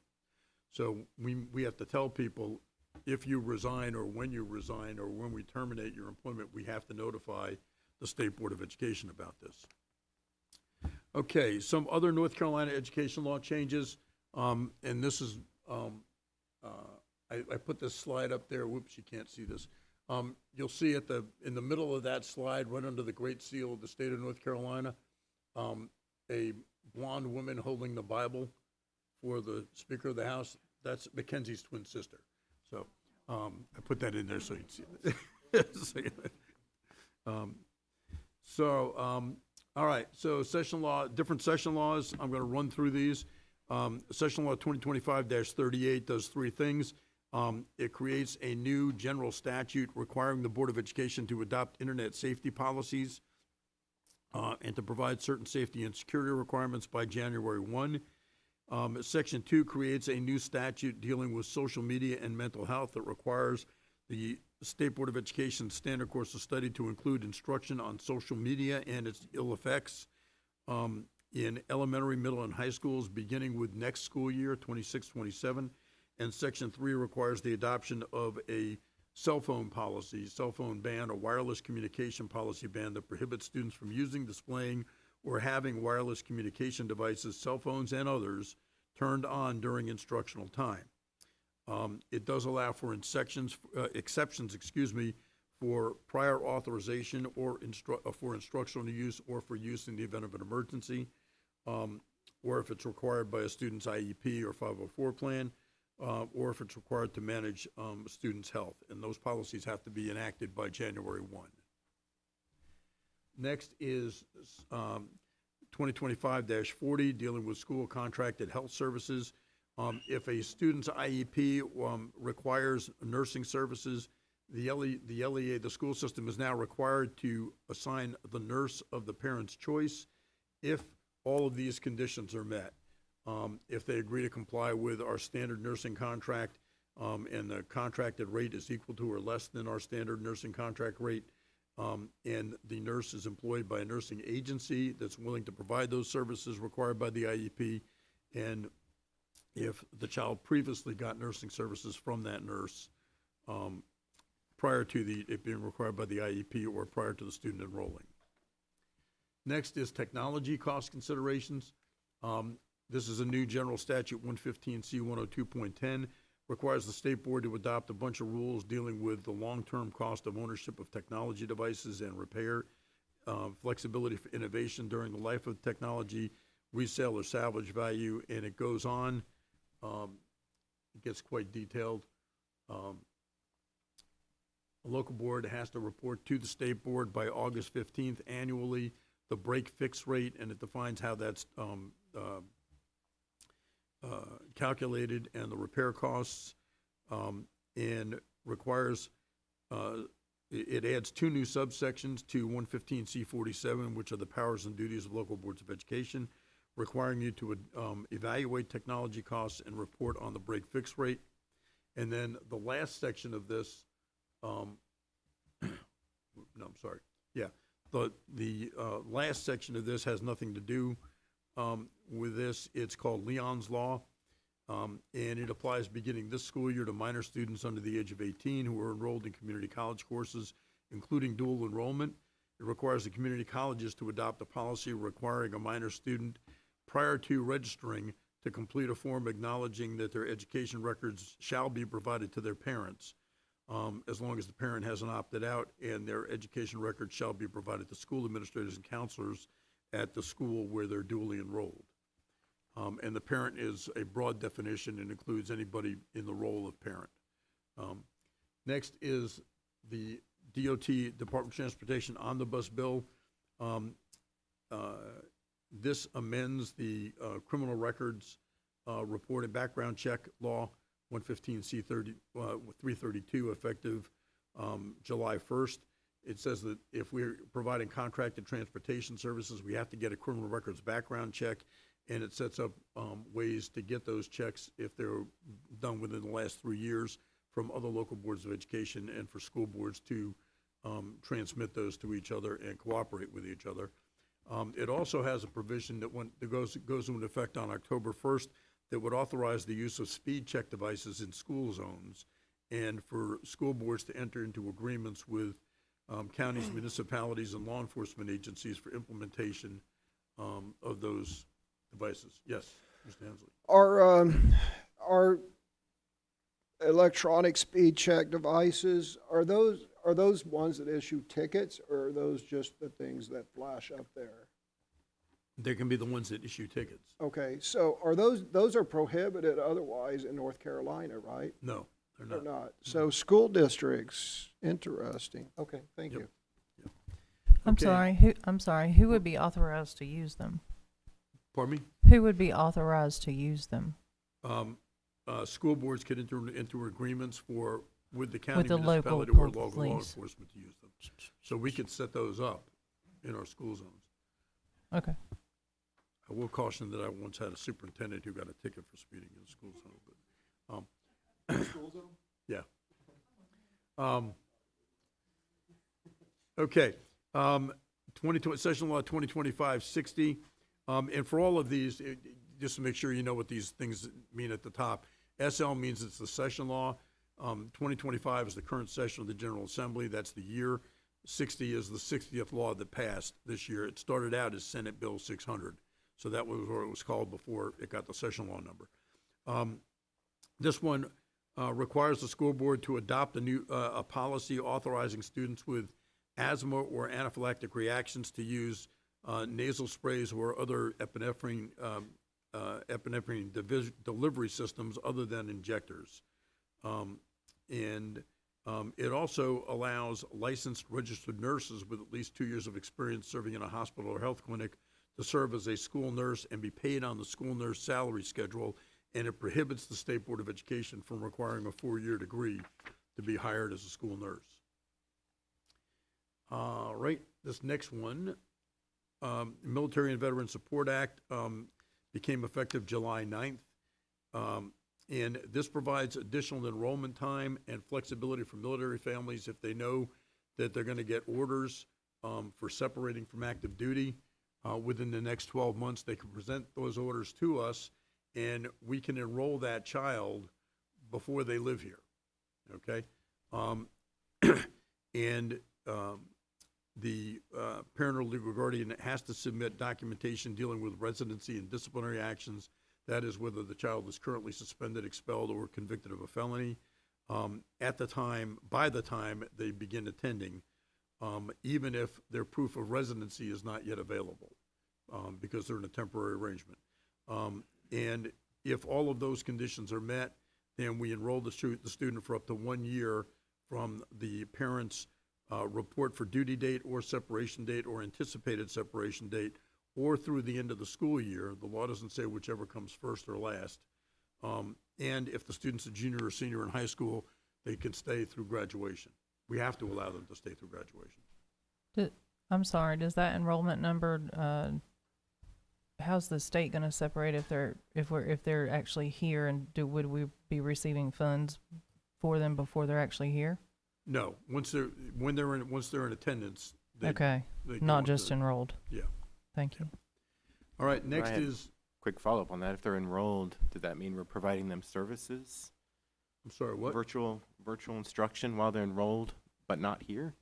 Is that No. how that would play out? We enroll them, and then when they begin attending, we start serving. Okay. Okay? But we can set it up for enrollment because they've got an anticipated date when they're going to be here. Even if they don't have a residence here, we can enroll them. The whole thing is designed to facilitate, kids who are in military families who are moving around, not having their educations interrupted or disrupted while the paperwork's coming through or all of that. Okay, next is a law that's designated as Harrison's Law.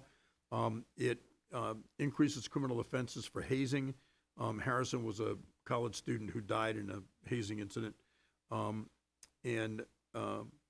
Hazing is defined as physical or serious psychological injury as a part of an initiation or as a prerequisite to membership in any organized school group. So that could include athletic teams or any other organized school group, could include the chess club. I haven't seen too many hazing incidents with the chess club, but It also creates a new Class I felony for any school personnel who engage in hazing or aid or abet anybody else to commit hazing. A separate section of this law that was tacked onto it effective July 9th deals with the inspection of certain personnel records under 115C320. We are required, despite the fact that personnel records are confidential, certain parts of personnel records are considered public record. And so 320 is the law that deals with that section. And this creates new requirements for school boards to publish total compensation and position information for central office employees on the school system website. And total compensation is more than just salary. It's any form of compensation that they're getting, basically, along with their position title, description, their location of their department or unit. We have to post the number of central office employees who are located in each department, unit, or office, and the position title. The law does not require that employee names and personal information be published, but it would include, for example, if we've got EC supervisors that are not school-based or school-located, that their positions would be included in the central office reporting. And this is a requirement that we do this beginning August 15th and annually thereafter. So I doubt we're going to be equipped to do this by August 15th. We are? Okay. We'll meet the deadline, yes, sir. Okay, there we go. Okay, next is another new law that became effective with a veto override. And this is a very confusing statute. It goes into effect December 1. The governor's veto was overridden last Tuesday, July 29th. And this prohibits school boards and other agencies from collecting, disclosing, or releasing personal information except as permitted by law or regulation, and provides penalties for such violations. The governor's veto message was basically attacking the bill. It says, this bill reduces transparency and creates more opportunity for dark money in our politics, especially relating to candidates' legal funds. Furthermore, it makes it difficult, if not impossible, for the Department of Revenue to identify and crack down on certain types of tax fraud. So this was designed to prevent donors to nonprofits that are engaging in political activity from being disclosed. It includes schools, but that wasn't what it was targeted for, really. Okay, and the last thing in here is I was checking on this because I thought in these new laws, I was checking to see if the governor had signed this. As of noon today, he had not signed this. It's ratified House Bill 125, which is also referred to as the mini budget. It was ratified on Thursday, July 31st, presented to the governor on Friday, and it would be effective retroactive to July 1, 2025. It provides funds for step increases, but not salary increases for our school employees. It would fund enrollment growth. It would continue the same bonuses for teachers and principals that we had last year. It appropriates funds for the biennium for this current fiscal year and next fiscal year, 26-27, for changes in average salaries, EC headcounts, and other formula funding. And it requires the school board to provide meals at no cost. Okay, the last thing we're going to talk about are board members. Real quick, do you know the percentage increase of the step increases? No, they're not. It's not a fixed percentage. So there's a salary scale. Dr. Locker? Advancing people up steps, or is it a percentage increase at each step? It allows them to be advanced up a step, and if that step has a salary increase, they get it, but it's not including like the percentage increase that the budgets, the Senate and the House had two different percentages, so it does not include that. So those are minimal. You're talking from a step 20 to 21, $175 a month, or $75 a month, but it does include that. And not all steps actually have increases. Correct. There are some steps that do not have salary. Yeah, I'm concerned about it impacting our local budget, but it doesn't sound like it does, because a step increase would mandate a locally funded step increase. Correct. In the past, we've tried to wait until we have a full budget, so you can do it all at once and touch every employee once. So we're still working through how we would handle this with this mini budget. Thank you. Okay. Last thing we're going to talk about is school board members and social media. And last year, there was a significant case, Linke versus Freed. And Freed was the city manager in Port Huron, Michigan, and he had a Facebook page in which he shared both personal and professional messages, and his page was a public figure page. His biography read, Daddy to Lucy, husband to Jesse, and city manager, chief administrative officer for the citizens of Port Huron, Michigan. He posted updates about local government on his page, and he also used the page to engage with citizens. Mr. Linke was a citizen who began posting things that were antagonistic, and Mr. Freed considered that to be harassing, and eventually he got tired of that, and he blocked Mr. Linke from being able to post or comment on the Facebook page. When he was blocked, Mr. Linke could read and see the post from Mr. Freed, but he couldn't comment. So he sued for a violation of his First Amendment rights to freedom of speech. And basically what he said was, this is a public official operating a public social media page, and I ought to be able to comment on it just like any other citizen can. And the Supreme Court developed a new two-part test in this case to try to analyze these things. And they said that for Mr. Freed to be liable, the city manager to be liable under Section 1983, which is that Section 1983 is a federal law that says that you have your rights have been violated in some way by somebody who has the authority or appears to have the authority of the state. Okay, and they said for him to be liable under Section 1983, he must have engaged in state action.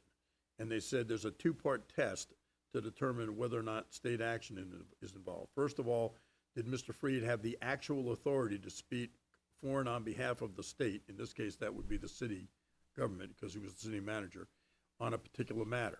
So they said actual authority is power that is traceable from some source, including statutes, ordinances, regulation, custom, or usage. And the speaker must have the authority to speak on behalf of the unit of government. And in addition to that, whether he was trying to exercise that authority when he made his post. So an exercise of the authority requires the government official to take some action. The court emphasized that the official's free speech rights are protected by the First Amendment when the official is engaged in private speech. And public figures are not always speaking as public officials. Okay? Just because you're a public official doesn't mean that your speech is intended to be a matter of the public. Okay? So if Dr. Locklear had a social media page as superintendent of the Moore County Schools, and he decided that he was going to post all about his trip to Disney World, that wouldn't necessarily be posting as a public official. Okay? Whereas if he went with the Union Pines High School band to Disney World, it might be. Okay? And since almost all of Mr. Freed's posts in this case were informational and not actions, he was probably not engaging in official acts, but the Supreme Court remanded the case down to the lower courts, and the lower courts still haven't made a final determination on this. So based on that case, we've got a number, and others, we've got a number of recommendations to school board members dealing with social media. First, separate your personal social media and any other official social media profile and limit commingling what you post on those accounts to avoid potential issues. Assume that the First Amendment applies to your official account. Include a disclaimer on all of your social media that says, the views expressed on this page are my own opinions and do not reflect any official position of the school system or the Board of Education. Consider labeling your official page something like Joe Smith, District 2 Board of Education Representative.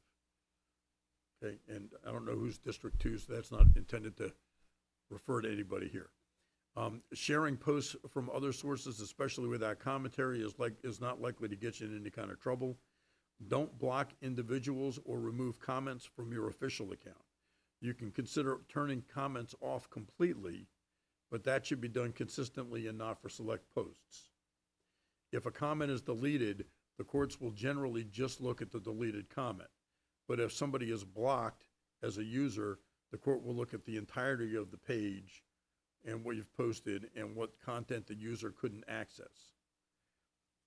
Don't include pronouncements in your posts saying or suggesting that you're speaking on behalf of the board, such as the Board of Education will do this or take this action, or we will not allow this, or similar language like that that looks like you're speaking for and on behalf of the board. On any official social media pages, you can impose restrictions on your page regarding threatening language, and that's true threats are not protected by the First Amendment, or cursing or inappropriate content or images, pornography or violent content, for example, or advertisements or spam. Other kinds of content restriction are also permissible, but those need to be uniformly enforced. So, for example, you could limit posts to only those related to the school system, okay? If this is your official school board page, okay, or school board member page. So you could say, we're only gonna deal with things related to the school system, not whatever you wanna comment on, okay? So you could remove off-topic posts if that's the case. If your page, however, had allowed a whole bunch of off-topic posts and now there's one that you really don't like, and you start deciding you're gonna, even though you put that restriction on there, if you haven't enforced it until now, then you may get in trouble. And viewpoint discrimination is not permissible. Posts can't be removed simply because you disagree with the content if you've opened up a forum for people to comment on this. So if you allow comments, you can't remove a post just because it criticizes you or the board. So, anybody have Couple any questions. Yeah. Yes. So would I have to post like rules for responses, or if somebody posts a pornographic picture or somebody's personal address, you know, information, can I still delete that out of hand? Yeah, personal information, if they're posting somebody else's, Somebody else's. you could probably delete that and not get any trouble. Pornography is not protected by the First Amendment. You could remove that, but we recommend having a disclaimer or restrictions on the page saying, you know, what will and will not be tolerated.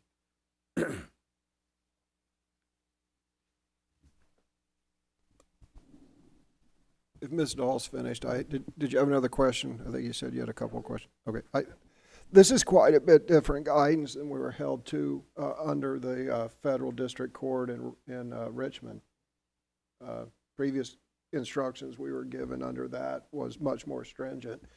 I do have a very specific question. This is, you know, this is This the Supreme supersedes it Court. because this Yeah. is right. Yeah. No, that's And it's a new test. It's a brand Right. new test of the Supreme Court fashion.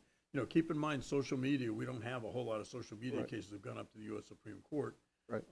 And so this is a more expansive view. right. It's much less restrictive than we were under the when we, you know, the case at Richmond. But anyway, so going back to page 76. Given the fact that, you know, as individual school board members, we cannot act alone ever, you know, we have no power to act alone, and given the fact that only the chair speaks for the board, it's hard to see where any individual school board member could ever meet test number one, so therefore none of our statements would ever be official. Yeah, it would be smart to put the disclaimer on there. Because one of the facets of Section 1983 liability is whether you had the authority or you appeared to have the authority of the state. So Right. a lot of people think, you know, if you're a school board member, you've got authority. Yeah, you don't have any. Yeah. So Right. you might want to say, you know, I have no Right, authority. right. to No, do no, anything. I understand the Yeah. importance of the disclaimer. I'm just saying that it's really hard to claim that you're ever having actual authority to speak on behalf, or it says right there, the first test is Yes. whether or not you have actual authority to take action or speak on behalf, and the answer to both of those is no. Right, and it goes beyond that, because the actual authority, when they put that prong of the test in, they said it's traceable to some statute or ordinance. Well, you've got a policy that says who the spokespersons for the Board of Education are. And, you know, it's the chairman of the board and the superintendent or his designee. And that's in your board Yeah. policy.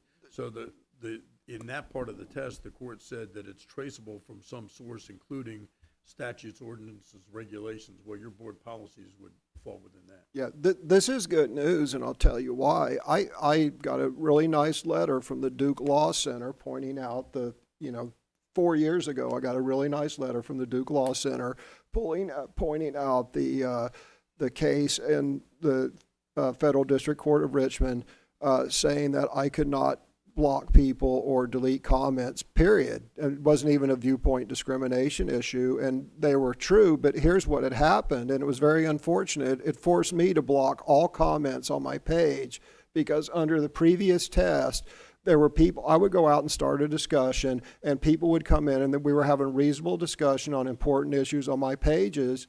But what happened was these never-do-well agitators came in and posted foul stuff.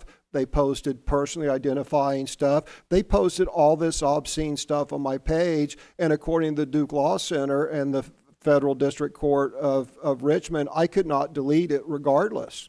So that forced me to have to delete comments on my page because it was a binary decision. There was either you leave every comment there regardless of how inappropriate it was. I mean, obviously maybe if they threatened murder, there was something reasonable, or you turned off comments. So this is very good because this will allow me to once again resume having reasonable having conversation with the public, all of us on our pages, and be able to, delete unreasonable things that people do out of spite and hate. It was horrible. Anyway, thank you. This is good news. Any other questions? Okay, yeah, sure. Okay. Well, I just want to say I think that's good. I also think that the recommendation here is very important, that any conversation that you're having, any of us on our social media, that we preface it with, we're not acting with authority of the board, we are not taking any action on this, that we are one member of the board. And so I think that recommendation is very important because from an official Facebook account, I could see a lot of folks in the community feeling that there was authority behind that. And so Yeah, I would almost recommend that you put that in I'm an idiot on social media. I'm not proficient at all. And anybody in my office could tell you that.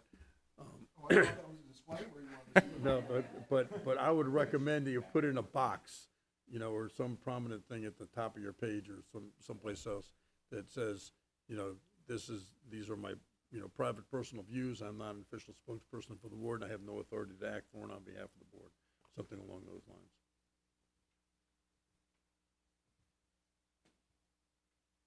Only one comment for the superintendent. This was great training. So what are we going to do to make sure, and there's lots of changes, rapid changing, what are we doing to make sure that our faculty and our staff are all aware of these changes? Yes, sir. Great question.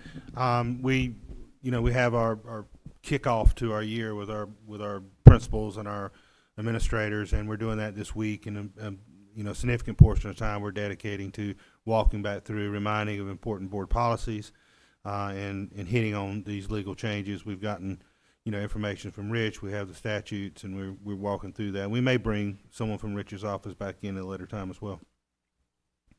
So we are addressing that this week. Yeah, thank you. I have one comment relative to that, relevant to that, and that is the cell phone thing.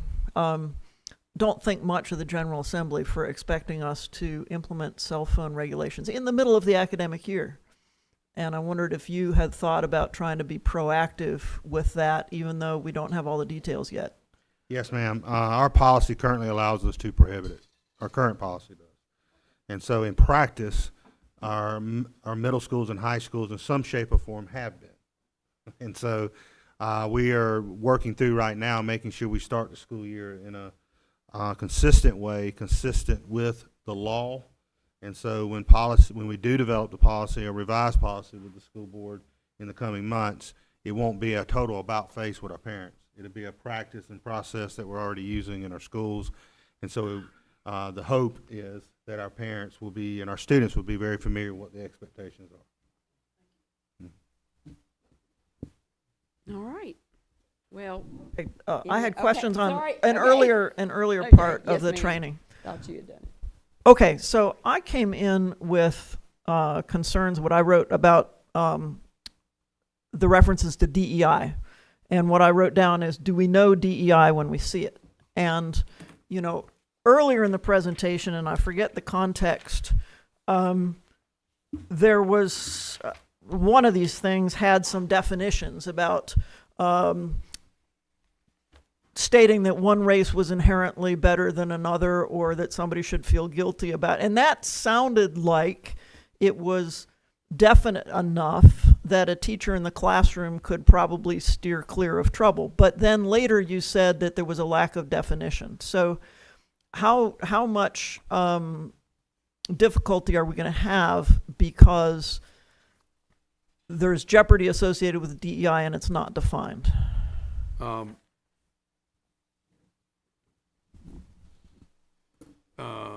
You know, part of the problem is, you know, in a lot of these prohibitions or certifications saying you'll comply with DEI, they don't say what DEI is. Right. So, you know, that's been one of the concerns.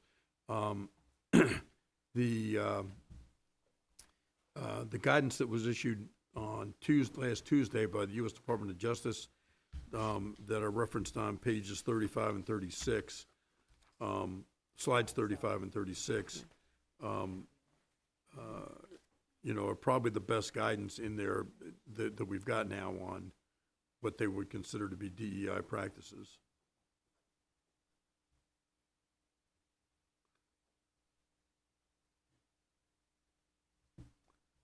And this is about a 10-page memo that I've summarized in 2 slides, so Okay. there's more to it than that. Okay, so this looks like if we have to craft a policy saying this is what our employees must do, that there's information here to do it. Yeah, So they're not in the dark worried about whether the hammer is going to fall on them. yes. Okay. Anything else, Dr. Dahl?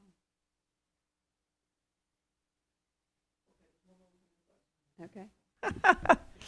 I asked you if the discipline, keeping track of outcomes, was specifically barred considering sex. And you said yes. No, it's not barred. We're still required by state law to track that information, okay? Okay. But what the executive order from the president is saying is that the Office for Civil Rights in the Department of Education isn't going to pay a whole lot of attention to that anymore. Oh, so we had a conversation not long ago about discipline and, you know, the number of incidents with boys versus girls. And of course, you know, not wanting to stereotype anybody, there do tend to be differences between boys and girls, you know, and any teacher is going to notice it in the classroom. You see a lot more perfectionists among girls. You see a lot more risk takers among boys. And, you know, my observation is that certain classroom and other settings are more comfortable for one group versus the other, and that can affect discipline. And so considering that information and trying to say, what can we do better? And that was kind of the context of the conversation that we had. You know, what can we do to create a more suitable environment so that we can help these children behave better? Seems relevant to me. And if that was was not acceptable, we would want to take care. No, that's still okay. What the executive order is basically saying is we're not going to consider that as evidence of discrimination. Okay, without discriminatory intent, we're not going to consider the discriminatory impact to be evidence of discrimination. Okay, so you're saying we don't have a lot to worry about as long as we're trying to facilitate better education for them all. Right. Okay, thank you. Just wanted to quickly note, if I could, Board Policy 1705, 3005, 7305, ensuring dignity and non-discrimination, the board passed in July of 2021, which uses some of the similar language about that Rich was quoting from, that says Moore County schools shall not promote the following concepts: one race or sex is inherently superior to another race or sex. individual solely by virtue by his or her race, sex, inherently racist, sexist, or oppressive, whether consciously or unconsciously. Number 3, an individual should be discriminated against or receive adverse treatment solely or partly because of his or her race or sex. An individual's moral character is necessarily determined by his or her race or sex. Number 5, an individual solely by virtue of his or her race or sex bears responsibility for actions committed in the past by other members of the same race or sex. Number 6, an individual solely by virtue of his or her race or sex should feel discomfort, guilt, anguish, or any other form of psychological distress. And then number 7, the belief that a mediocrity is an inherently racist or sexist belief, or that the United States was created by members of a particular race or sex for the purpose of oppressing members of another race or sex. So that was passed by the board in July of 2021. Just wanted to point that out to the discussion. All right. Thank you so much, Mr. Schwartz. We really appreciate all the time and effort and knowledge that you bring to the table to help us to understand our legal obligations and all the laws, and we appreciate you. Well, as you might have gathered from this, there'll be 28 new changes in the next week. So, Well, we really do appreciate you. Well done. And if it's all right with everybody, let's take close to a 10-minute break, and we'll come back at 10 minutes until 4.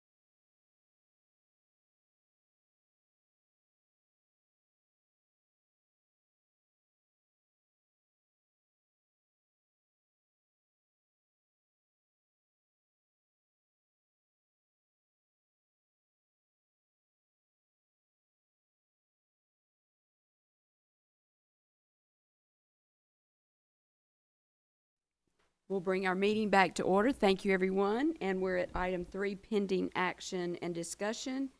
We're at our first item, exceptional children's contract services for 2025-2026. Dr. Locklear. Thank you, Madam Chair. Yes, this is a exceptional children's contract. You know, it's something that you've seen before, but I'll turn it right over to Ms. Sinan and Mr. Waters to walk us through and just come with my recommendation. Neil, good to see you. You too, Dr. Locklear. Thank you. As promised, I have one more speech-language pathologist contract for you for your consideration. This is for this school year. This is Hello Therapy, which is one speech pathologist who will be providing services with us, coming to us from out of state, from Colorado, and will be in her clinical fellowship year as a speech-language pathologist, and we're excited to bring on board for, right now the plan is for service at West Pine Middle School with this therapist.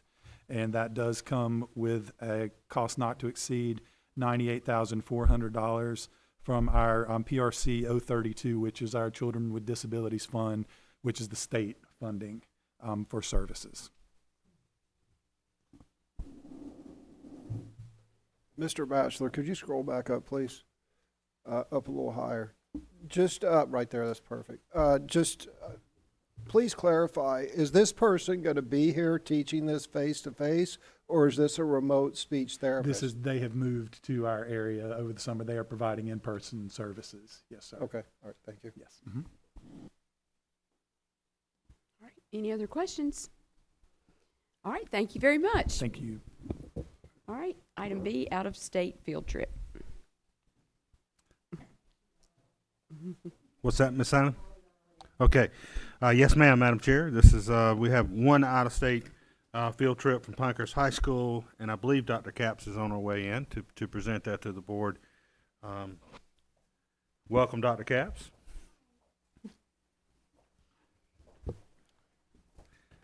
I'll turn it right over to Dr. Capps, and this does come up with my recommendation. Good afternoon. I'd like to present to you one simple out-of-state field trip request from the National Honor Society from Pinecrest High School. It involves 18 students, 3 chaperones. They're hopping on the train at Southern Pines train station, and they're headed to the LEAD conference in Washington, D.C. Any questions? All right. Any questions? Nothing except to say good to see you and welcome, Dr. Capps. Sounds like a great trip, and they're thinking way ahead, so good. And I would love to, I think riding on the train's pretty cool too. Mm-hmm. So thank you very much, Dr. Capps. Thank you. Thank you. Thank you, Dr. Capps. All right, item C. Yes, and Rich alluded to this earlier, talking about each year when we submit our federal funding consolidated application, we are committing to follow the laws and expectations and rules and regulations that the federal government requires. Pleased to be able to turn it over to Dr. Scott to walk us through this application, which is an annual thing that we ask the board to endorse, that we will follow the expectations and rules and laws from the federal government. We know there was some questioning around portions of these funds in July, but as you know, those now have been released, and so we're able to bring the full, all of the full funds that we were expecting to get for your endorsement. So, Dr. Scott. Good afternoon. Thank you so much. So yes, we have all of our Title funds coming to us for this school year. Starting with our Title I funds, these are the funds that support our 12 Title I schools. In this particular allotment, these are students that are 40% either community eligible program or free and reduced lunch. That's how they qualify to be a Title I school, as long as they maintain that 40% status. So we still have the same 12 schools as last year. That would be Aberdeen Elementary, Cameron Elementary, Carthage Elementary, Cranes Creek Middle School, Elise Middle School, High Falls Elementary, Robbins Elementary, Southern Pines Elementary, Southern Middle School, Vast Lakeview Elementary, West Pine Elementary, and Westmore Elementary. So those are our 12 schools. Through these funds, we also support our instructional support facilitators, which serve each of our 12 Title I schools, and our District McKinney-Vento liaison, which we are required to have in the district. Our Title II funds support effective instruction. These funds are utilized to provide professional development ongoing for our principals, our assistant principals, our new employee orientation, which happens next week, human resources for recruitment and retention of those employees. We offer an employee course reimbursement program for those that are going to extend their education or finish their certifications. It also supports our academic core professional development for teachers and our academic core curriculum work. So as standards change, we have to then realign our work with that to support our teachers. Our Title III is our English language acquisition funds. These funds support our English learner population with academic resources for teachers, our parent Hispanic academies, and our professional development for our English as a second language staff. It also supports an online program that they have which houses our English plans for our English learners. Our Title IV funds. Yes, sir? I have a question on that. What's the criteria for participating in the English Learner Program? What's the criteria for our students to participate in that? I don't have that specific information. So those students that participate in English as a second language, when they first enroll in our schools, there's a assessment that they're given to see where their language falls. Based on that assessment, they are in the English as a second language program. So they're given a test as to their English language proficiency, and dependent upon how they fall on that test, they're administered into the program. Is that the only test given? That's one of them, that when they initially enter. Yeah, They also have access testing later in the year, things like that. There's other ways that they assess them. The reason I ask is, we have certain subgroups. Let's take Native Americans, generally our Lumbee Indian population, who 60-some-odd% of them are not proficient in English as measured by the state proficiency test. So are they prohibited from participating in our English as a second language? Because it seems like if we have a subgroup that's in the high 60s for English non-proficiency, that, they should participate in becoming proficient in English. The students also complete, upon entry, they complete a English language survey that asks them if their native home language is English. Oh, so let's take our Lumbee Indian population in Moore County, which is in the high 60s for not being proficient in English. If as most of them, maybe all of them, if their home language is English, then they can't participate in these federally funded programs to help increase people become more proficient in English. I would differentiate between English language, like 10th grade English language arts, which are standards to that 10th grade class, and certain content and standards that they're being assessed on, versus is English their native language. Right, no, I understand the distinction. I'm just pointing out, maybe some would perceive it as hypocrisy that if English is your second language, then there's additional resources to bear to help you become proficient in English, but yet we have large populations of our students, and Native Americans are not the only one, who are demonstrably horribly behind in English proficiency, but yet there's no programs, there's no federal programs for them, or these, by basis of your regardless of your English proficiency, the basis of the language you speak at home is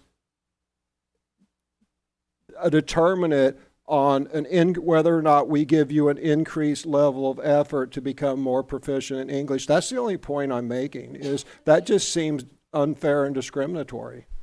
It seems as an educational, it seems kind of immoral to me, and as an educational institution, we should rise above providing extra effort for certain groups of students based solely upon funding, which is actually what we're doing, and I'm making the case that that's immoral. So thank you. would we not be prohibited from helping a particular racial or cultural group just by virtue of their identity as a particular racial or cultural group? No, ma'am. We're always going to try to intervene and assess where a student is and grow them each year. That's what we're committed to doing. You know, and that's sometimes it's done with additional resources, sometimes it's done with additional time. But you're talking about based on student need, right? Yes, ma'am. Not based on student race.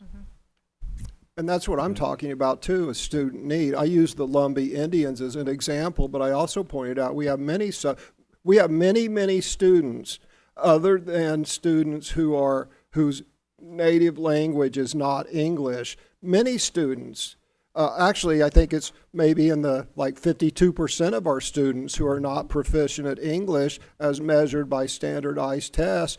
Yet we only offer this special services to ones whose native language is not English. And I just say that, A, it seems maybe discriminatory, and it's actually ironic that it's the government that's funding this disparity in education. So there's actually two issues with it. One is that an educational institution such as us, and all the school districts do it, right? It's not unique to Moore County Schools.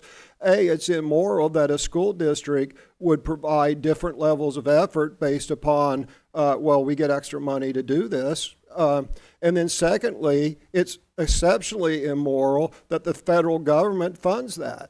The government should fund extra help for all students who need it, regardless of the language that's spoken in their house. And I would make the case, and I can point to the end of grade tests, that we have over half of our population who struggles with becoming proficient in English. That's all that I'm saying.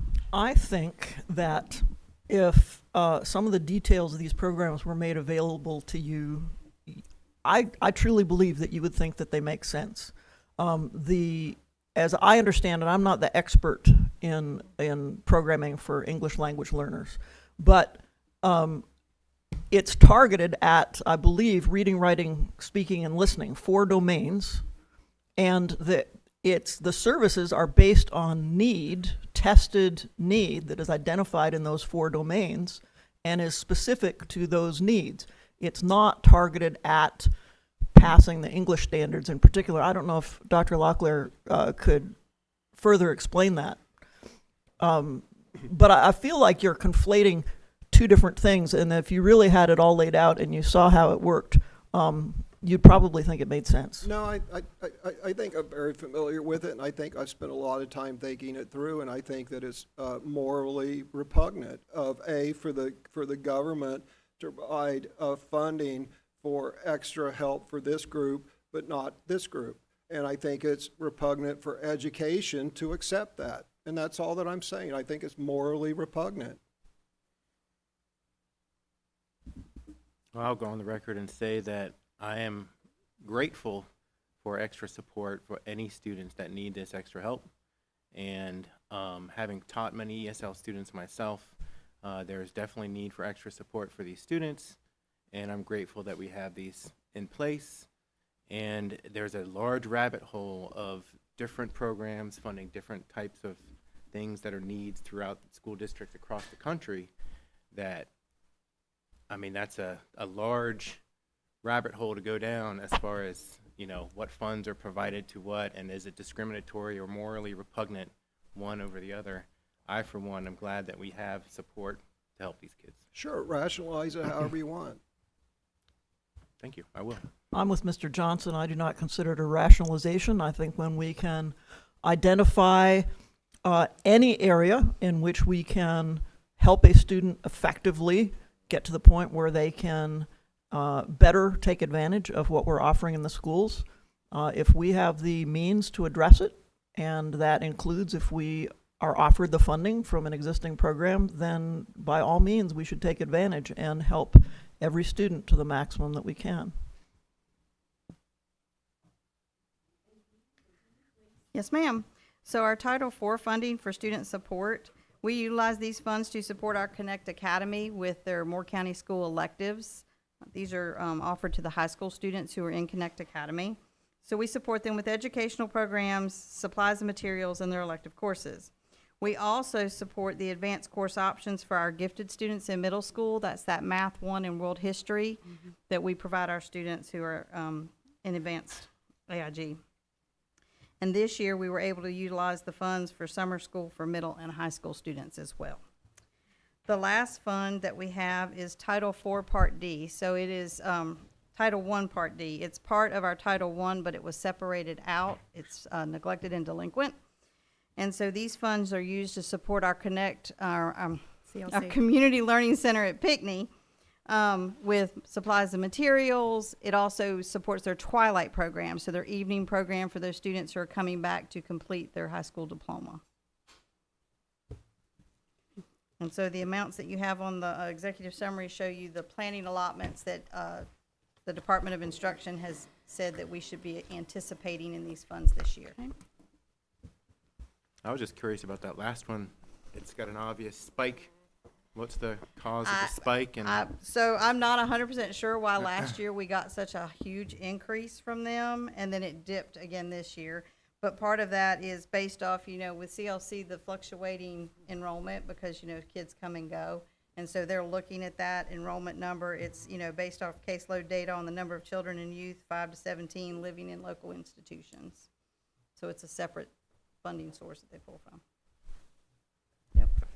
I'm sorry. Repeat that last bit that you said. So I apologize. The way I understand that it's allocated from the state is based on the October caseload data on the number of children and youth ages 5 through 17 living in local institutions for neglected and delinquent children and adult correctional institutions that the state educational agency submits to the education department. Okay, thank you. Thank you for your diligence with this, and we really appreciate your work. Thank you. Ma'am. We're at item D, Gaggle Student Safety Software Renewal. Thank you, Madam Chair. Mrs. Phillips and Mr. Eklund are coming to present this item. This is, I'll let Mr. Eklund go into the details of what this is, but basically this is the software we use to review and screen our student devices, et cetera. So I'll turn it over to Ms. Phillips and Ken Eklund. And a part of this money comes from state resources, also a small bit from technology funds, and it does come with my recommendation. So, Kent? Yes. Good to see you. Yes, thank you, thank you, Dr. Locklear. This is the Gaggle Safety Management Platform that monitors our student Google accounts, their online accounts for inappropriate and harmful content. It includes monitoring for suicide, self-harm, violence towards others, harassment, drugs and alcohol, sexual content, nudity, and other inappropriate content. The reason we've gone with Gaggle is because it's got the advantage of a human monitor that looks at any of the alerts and determines if it's something that requires escalation for immediate response. They have 2 levels. I think included the an information page on the platform generally. There's QCons, questionable content, that it alerts. But then if it's a situation where there's a threat of immediate harm to a student, a staff member, or the student is threatening harm to themselves, that it's called a possible student situation. And Gaggle will reach out directly to emergency contacts, including school administrators, SROs, and if they can't reach somebody directly at the school, they will start calling people at the district to determine that that child is safe. For the previous school year, it was fully funded through the state budget. This year, although they haven't passed the budget, they've given us a preliminary award letter that NCDPI will cover $44,403.27 of the total cost, and the district will have to provide the remaining $20,596.73. NCDPI will pay Gaggle directly and then will invoice us, and we have a carryover state 040 state safety funds to cover our portion. So I'm available for any questions that you may have. Yes, sir. Mr. Benway? First a comment and then a question. I think the marketing pitch is we have Chromebook powered by Google. Yes, that's correct. And we spend a lot of money doing that. Yes. On the other hand, we're getting ready to spend $60,000 to protect ourselves from Google. Well, I wouldn't say it's a protection from Google. This is any kind of activity a student could do online. These are things where a student is actually putting in appropriate, any platform would have that potential concern.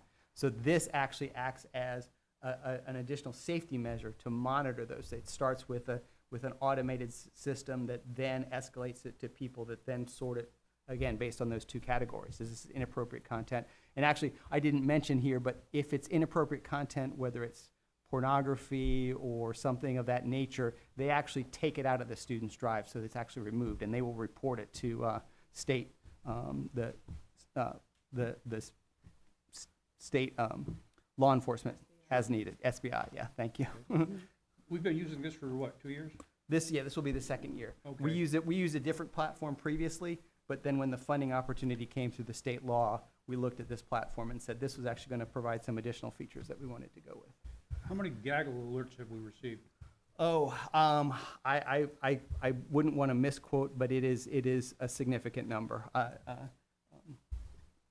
Ms. Phillips can actually, as a principal, can speak to what she sees at the high school level, so. So administrators determine their team, and that team receives the alert. Most administrators include their school counselors, and so it'll flag the alert, they'll preview it and determine how they need to address that student or that situation. Administrators are also on the team. So alerts are a frequent thing. Yes, that a- absolutely. safe And to say? in our experience, it's often a case where it goes to the school administrators and the counselors, because as a technical person, I don't know the situation with the students, but they know, oh, this student, yes, we're getting support for this student. And there have been several examples. Obviously, I can't give you details, but there have been several examples where it's been very helpful for the students. I think that'd be some good data to have on hand, to see what exposure our kids are getting to this sort of thing. Well, we could provide that. It's Thank you. available in a report, but again, I just wouldn't want to misquote numbers here Sure. off the top of my head. So. All right, thank you.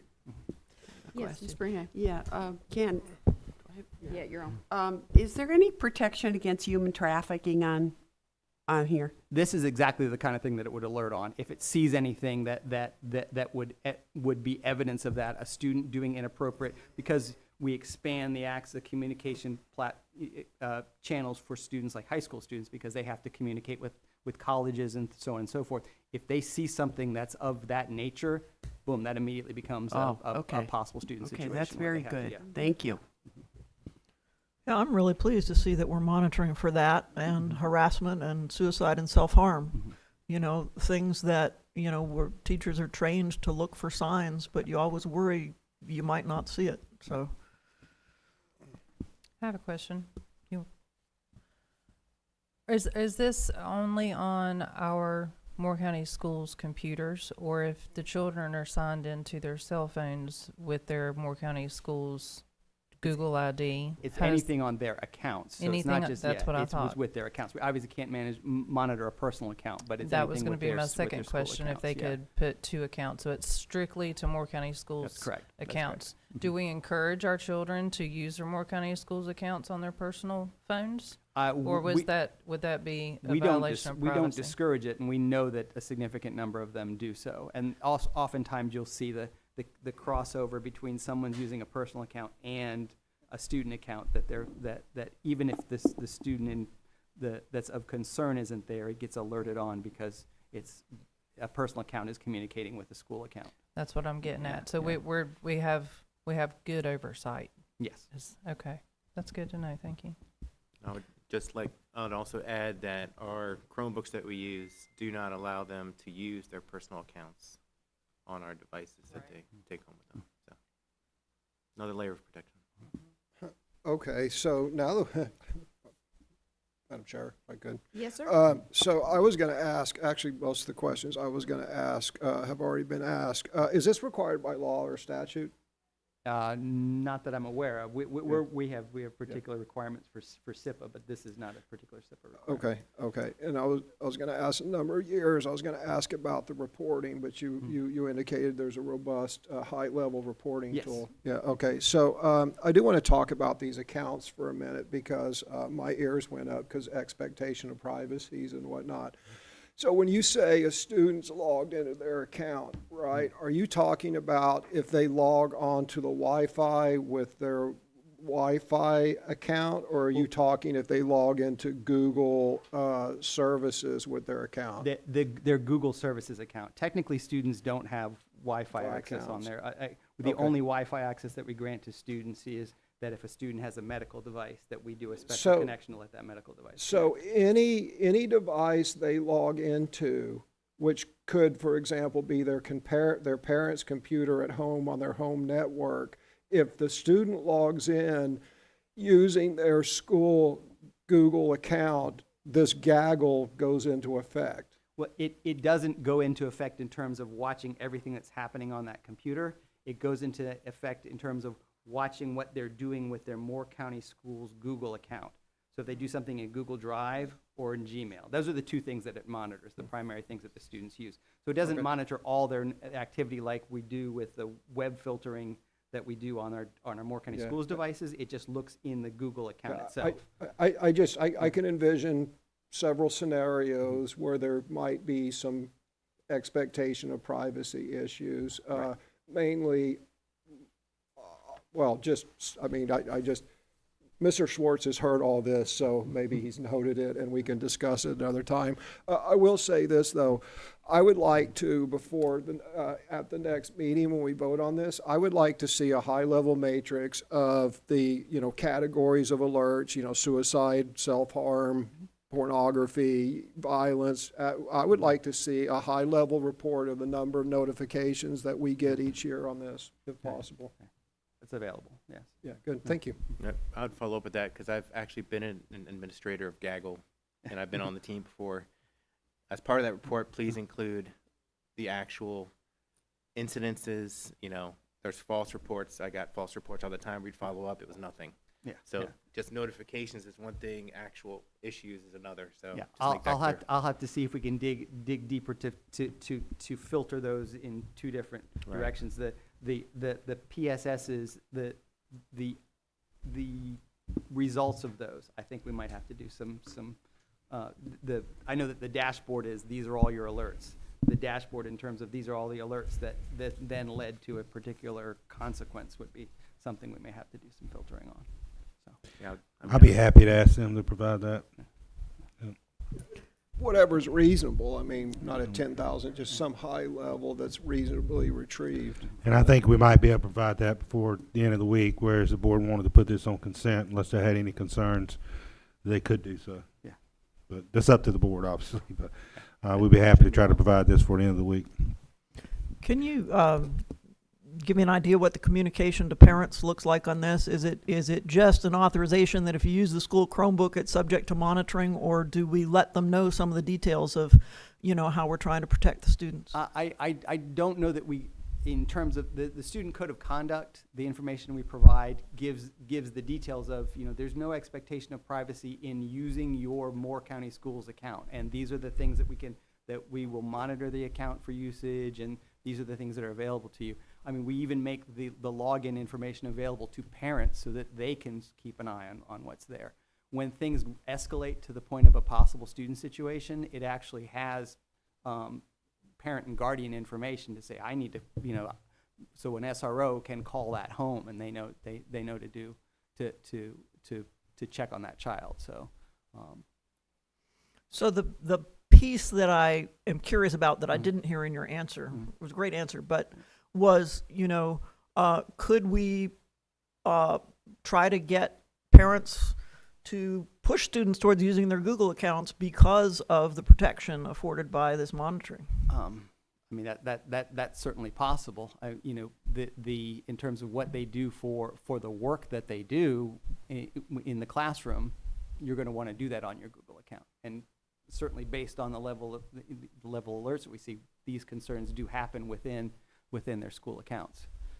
And then, as Mr. Johnson was saying, if they're using their student devices, their Chromebooks, those are the accounts that they're using.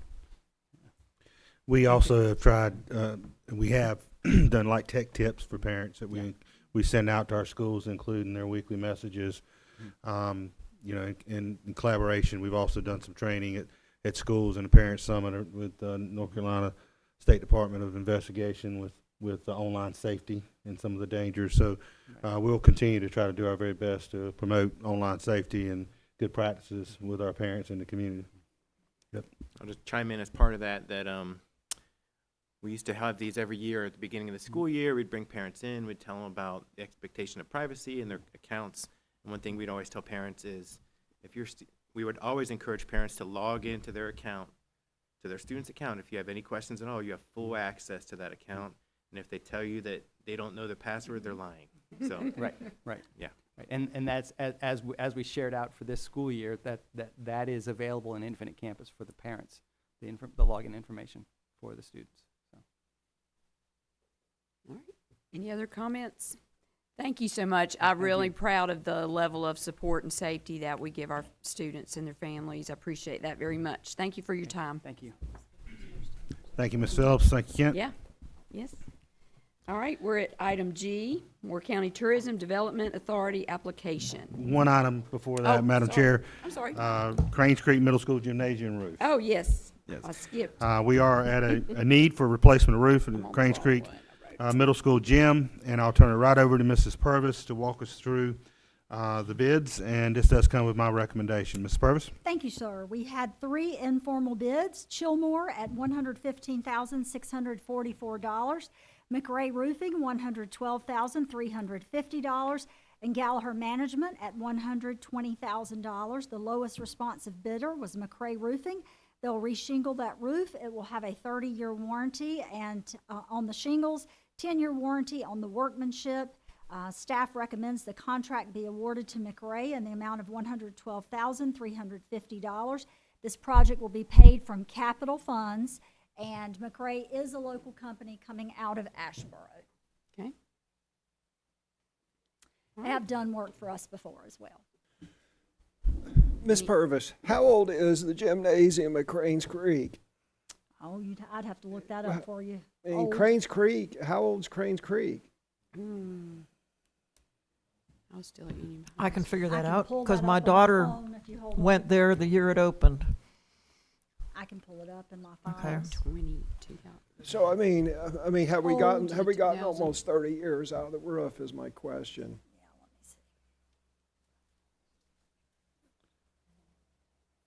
Roughly 25 plus years, I think. Okay, yeah, Yeah, this, I that's got you. good. I was just, no, it was built 10 years ago. I'd have some Right. questions. It was, Cranes Creek Middle School, originally 2011.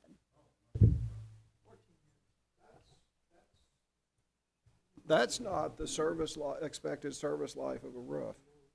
Well, at this point, we're having leaks and issues with that roof, and we are going to have to replace it, or we're going to have some rot underneath. Right, no, I understand, but only to get 14 years out of a roof is not, it's not your fault, Yeah, don't take it yeah. personally. I just, I wonder And who I built can't that. tell you, what type of shingle was put on there in the beginning. Right. I don't have that, but Yeah.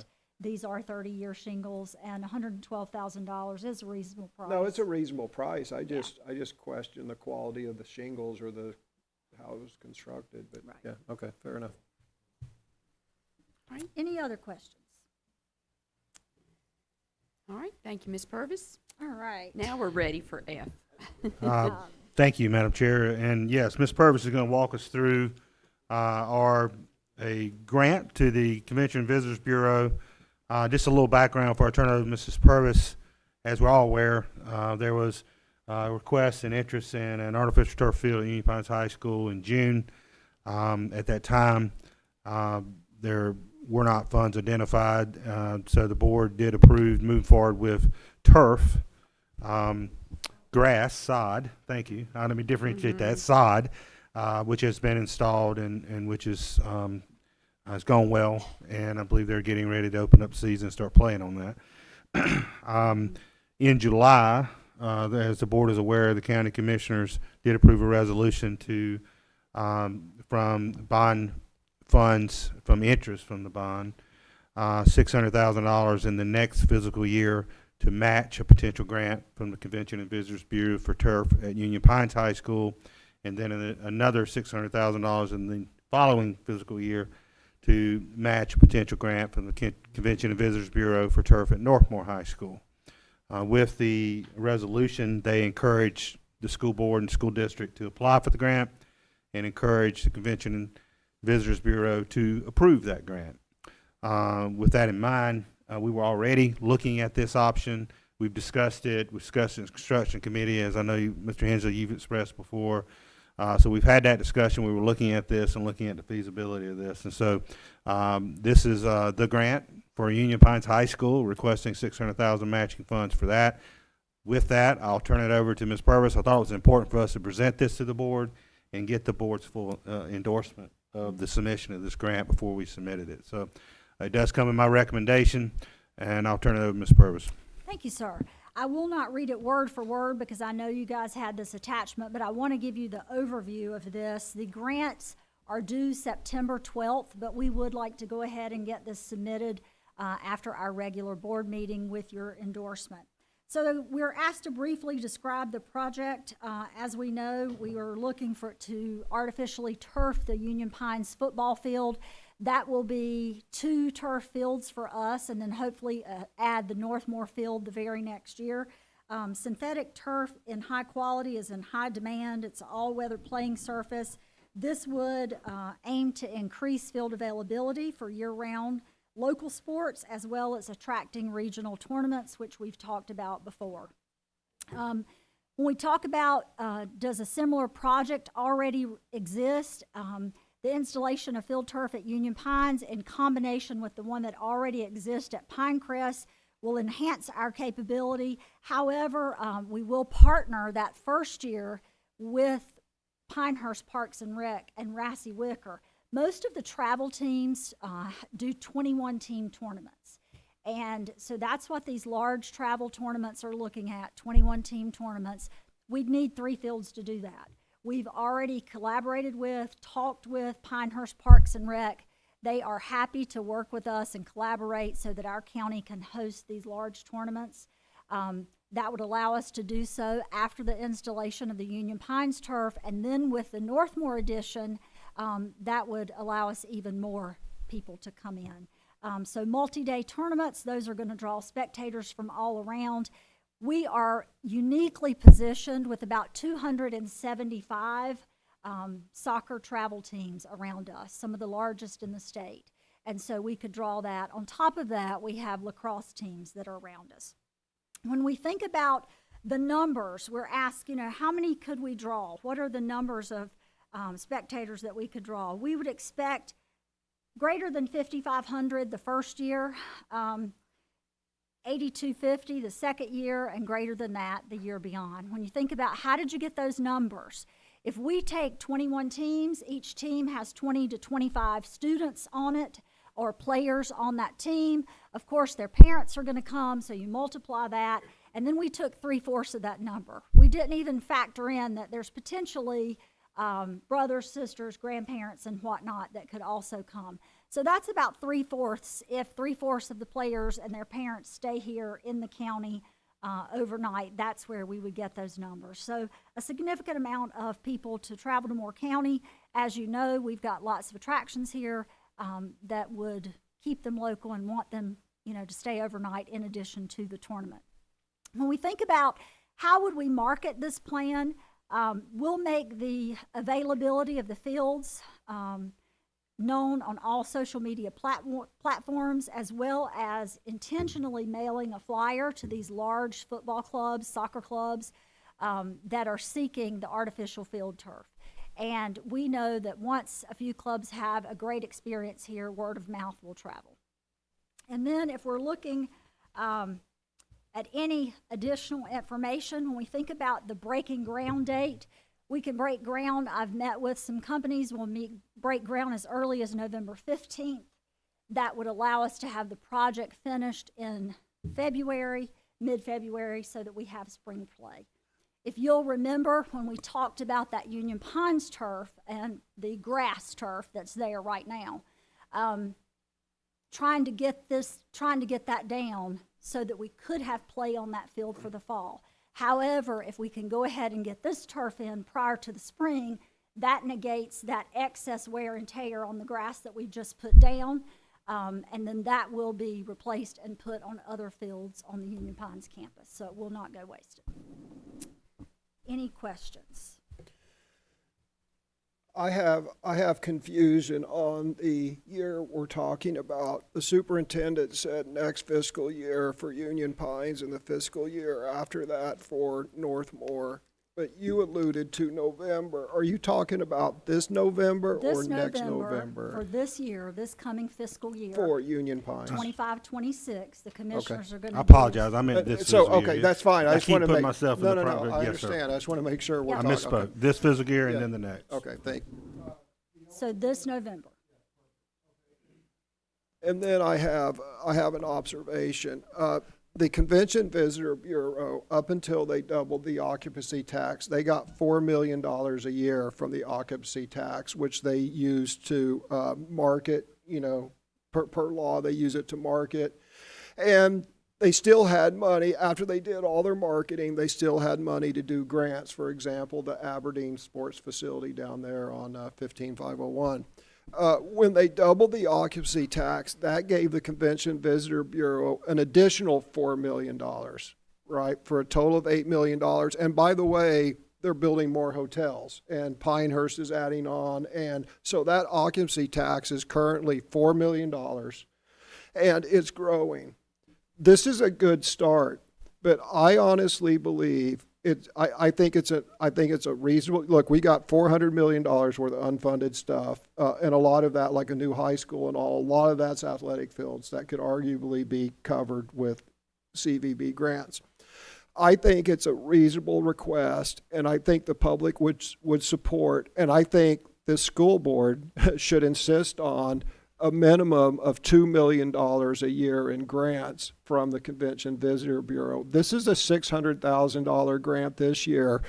Ms. Purvis mentioned a September something deadline that I wasn't aware of, but we need to discuss, and we should discuss this next week. I believe that Moore County Schools should put in for, and I truly believe that we would have overwhelming public support for $2 million a year to include to improve both our performing arts facilities and our athletic facilities, because it does benefit tourism. It is a legitimate claim that it benefits our performing arts students, it benefits our student athletes, it benefits the community because those build character. It relieves the community's tax burden, because these are things that are going to have to be built anyway, right?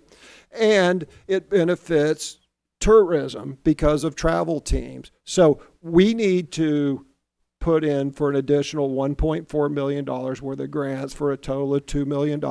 And we should say, Moore County Public, for the foreseeable future, Moore County Schools would like 25% of that money for projects that jointly benefit our students, the tourism, and our community. And we shouldn't settle for anything less. Thank you. I just want to offer the information I was told was that this year they have a cap of $1 million. So I just throw that out there for this grant cycle. That was what I was told. No, I understand, but there's exceptions to every rule, and there's waivers to every rule, and that's why we need to get letters to the editor, and we need to get editors written talking about this, and we need to educate the public, and the public needs to explain to the Convention Visitor Bureau why this is important to the public. Thank you. Oh, I Any other wasn't aware comments? of that, but. Yes, ma'am. Ms. Bruno? Yeah, I think I'm a little confused. Okay. So we just spent $70,000 to put sod in? We did, and the reason that we did that is so that Union Pines could have a playing field to start their football season. At the point at which we were ready to redo that field, Mr. McCormick made the decision that he would like to put sod down so that they have a playing surface and they can be sure they did start the season with a safe playing surface. Okay, so we spent $70,000 for 3 months of sod, and now we're going to dig it all up.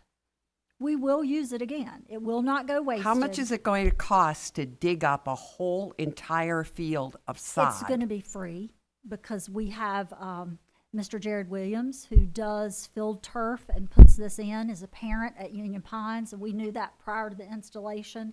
He's gonna do that. He's gonna take it up. He's gonna sit it down on the hill, and then he'll either put it on the practice field or a combination of the practice field and the baseball field. So we're gonna have that done at no charge. The only thing we may lose, Ms. Bruno, would be if there's any portion of that field that has so much play that it's dead. But we are decreasing that chance by not using it in the spring, if that makes sense. So we should be able to use the most of that field, strip it up just like it would come in your yard. They'll stack it up. They'll put it either on the playing field or the baseball or softball, wherever Mr. McCormick and his AD decide. But I've already talked with Mr. Jared Williams about that prior to us putting it down. I would also note, Ms. Bruno, that these matching funds were not identified at that time. Yeah, no, I know that. It was about a week after. It wasn't too much longer after that. About a month longer, yes, ma'am. A month? Yeah. Okay. To me, that's a tremendous. Well, good news is we can use that grass in another area. That's And right. that'll benefit, so it's still gonna benefit the student athletes and the different performances that happen on the field. Yeah. I just want to suggest that when programs are printed for football games and Viking Classic and stuff, that Mr. Williams get a mention. And didn't football practice start like this week? Last Friday. Last Friday, so, yeah. Yeah, we would not have been able to get turf down in time. And the reason that we're able to get this done November to February is because that's not the hot season to get it done, right? That's true. Everybody's all booked up right now, trying to get it down because they booked that up previously. But, you know, I ask, how fast can we get this turned around? And we can get it pretty fast at that time of year. That was good. Idea. I had a Any couple other comments? questions, yeah. Okay, yes, sir. First of all, wanted to say, well, thank you. I didn't know that about Jared Williams, but thank you to all the boosters for their advocacy. Thanks for the Board of Commissioners. I had a question on the timeline. So you said the application is due September 2nd. When is the decision made on those grants? We're hoping that will come out early October. Dr. Locklear checked with us, with Mr. Wayne Vest, just to see, are we able to go ahead and tap into those funds, that $600,000 for design purposes, which would allow us to go ahead and have the design of that field done, which is required for permitting and to get that permitting done. We can go ahead and utilize those funds to have that preliminary work done. That work and that permit lasts for 5 years. So if this grant were to not come through, that work and that permit is good for 5 years. And Mr. Vest said, yes, we have the green light to go ahead and do that. That's what will enable us, if we have that in place, to then jump on it and run once those funds are allocated. Gotcha. We'll go ahead and put out what we need to secure the vendor that we're going to use and the construction company. So once everything is secured, we will make that pending availability of funds. Right. And that way, everything's lined up and ready to go once funds are hopefully awarded. Gotcha. And that was my next question. So if hopefully good news, we get the funds, the grant comes through, we're good to go, let's get rocking and rolling. I love it. I love the idea of artificial turf. I think it's definitely the right surface there. So if the grant does not come through, we would have that permitting in place for 5 years, and we would have to figure out another way to come up with another $600,000 Correct, to make it happen. correct. All right.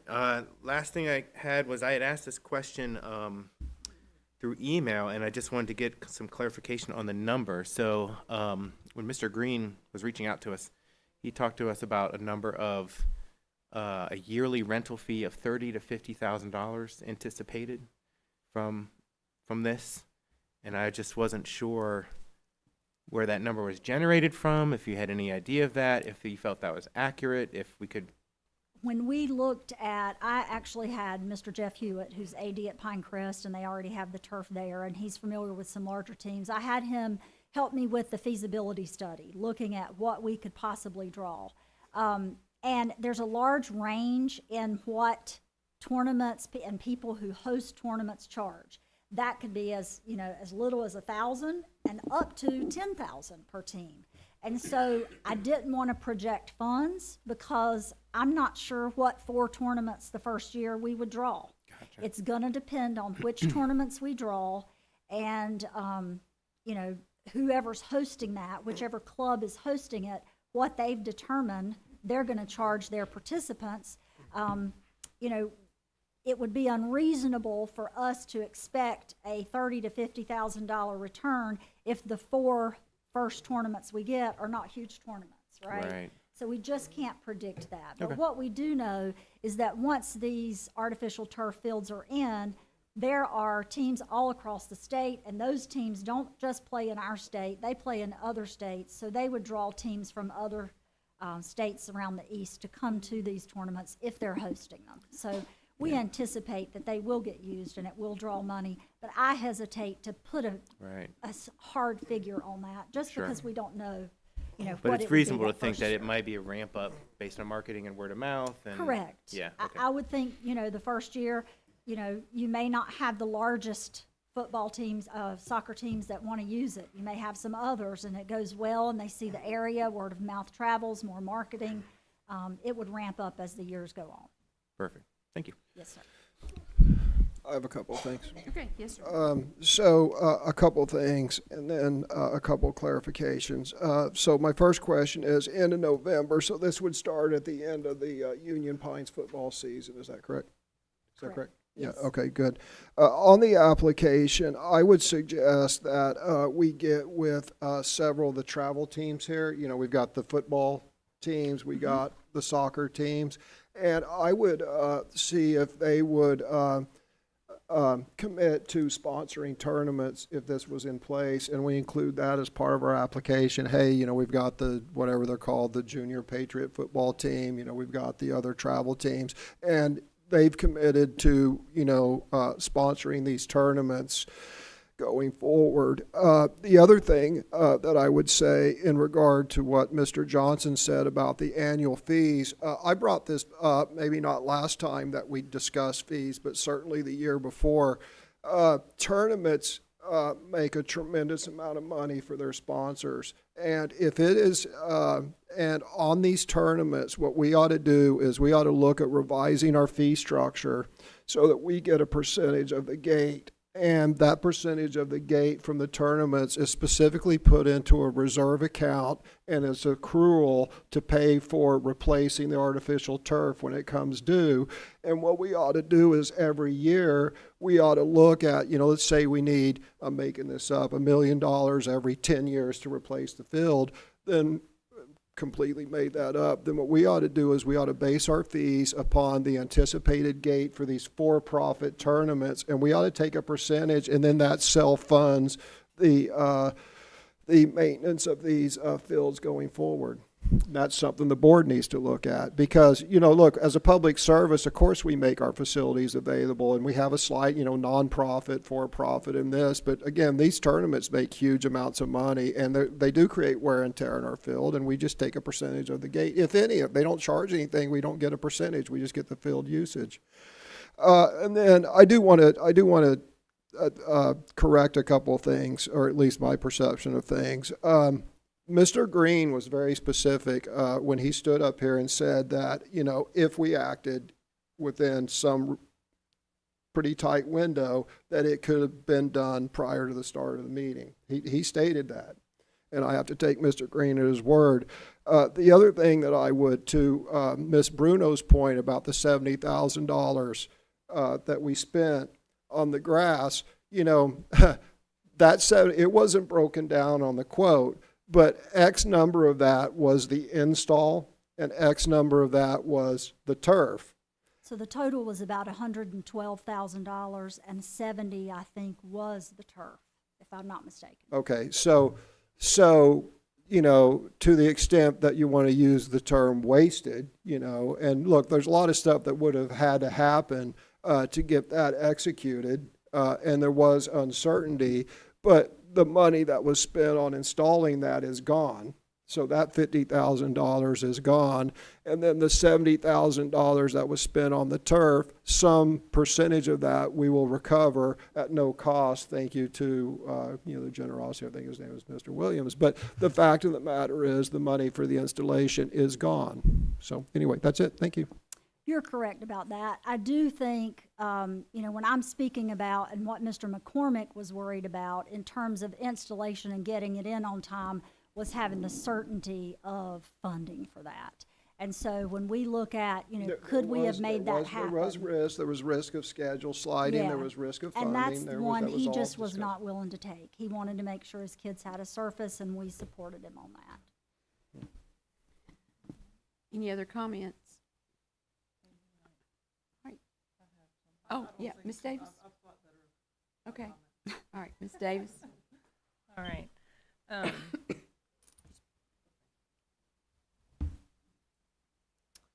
So I wrote down my stuff so I can get my thoughts straight, keep them straight. So I wanted to thank the Board of Commissioners who extended the offer to help fund the turf project at both Union Pines and Northmore High Schools. I also wanted to thank the Boosters Club parents across the district that give time and money to support our students in the multiple sports that they play. Lastly, I wanted to thank Superintendent Tim Locklear, who in the recent past was under strong pressure to allocate funds for a turf field at Union Pines over the not-so-glorious items like sump pumps, roof repairs, and the such. However, based on the feedback from what I believe is the majority of voters, turf is not what the people of Moore County want. There are various reasons, two of which are highly debatable: the cost and the safety. I believe the third less debated issue is the traffic that will increase in all areas of the county should we start hosting tournaments. The overwhelming consensus is that the Moore County citizens do not want it, and that Moore County's infrastructures cannot properly maintain it at this time. Roads, schools, police, and fire departments are currently maxed out. This has the potential to forever change the footprint of Moore County, even more than it has been in the past 10 to 20 years, if we become a destination place to hold tournaments. So my suggestion would be to pump the brakes on this project and give the taxpayers the time needed to let both the county commissioners and the Board of Education know if this is what they want. It's my understanding that the Visitors Bureau will accept applications annually, and this could certainly wait at a minimum of 1 year. Or anyway, I don't know that everybody wants turf. I think some people want sod, and I think it's a really big decision that we're facing, and we should get feedback from the public before we decide. Any other comments? All right, thank you, Ms. Purvis. Thank Really you. appreciate your hard work Yes, ma'am. and fast turnaround with that. We are at, make sure I get it right, we're at item G, and this was the added item, legal and moral obligation to educate all children. Mr. Johnson. Yeah, thank you. Before adding this to the agenda, I didn't know we would have a 2-hour legal brief. So I want to apologize on the front end for that. I was surprised to see the thick packet, but I am glad that Mr. Schwartz has decided to stick around because that may be helpful. So I added this to the agenda. I was inspired and kind of led to do that. I'm not a Facebook person. I'm not a person that goes on Facebook and engages in many ways. I find it to be one of the worst communication forms ever created, personally, as far as having civil discourse. But I was directed last week to some controversy that had been started on Facebook that had stemmed from Mr. Hensley's Facebook post on his own page, and then it turned into a pilot article which was published and then had many comments. I think it was up to 160, 170, something like that. So where I typically don't dive into Facebook, I did decide to go ahead and take a look and read what through, and decided that one thing that Mr. Hensley had been quoted as saying is that as board members, we shouldn't be afraid to bring up and discuss difficult topics, and I completely agree with that statement. So first thing I would like to say, and you have to indulge me a little bit here, I will try to keep this as quickly as I can, especially since this was added at the end. But one thing that the title of this item, our legal and moral obligation to educate all children, is a direct quote from Mr. Hensley himself, that he said multiple times in this article and also in open session. And I just want to express my complete 100% agreement of that statement. In fact, as I thought about this over the weekend, I can't think of a more succinct and clear description of what we do as a public school unit, is our obligation to educate all children, both legal and moral. So I thank Mr. Hensley for making that statement. I completely agree with that. To illustrate my agreement with that, I'd like to tell you a little story. And I hope this won't take long, but thank you for indulging me. Just a story about two little boys that were in my classroom. Well, I got one little boy, and the teacher across the hall got the other little boy. In my very first year teaching at Vast Lakeview Elementary, I was a kindergarten teacher. And about a month into my first year teaching, not knowing anything I was doing, two boys came to our school. One was given to me in my classroom. They were decided to be split up. The other one was given across the hall to my educational hero, Miss Linda Pratt, longtime kindergarten teacher. These boys had never been separated before. They had never attended school, and they spoke zero English when they entered my classroom. They were separated. They cried for about 2.5 weeks.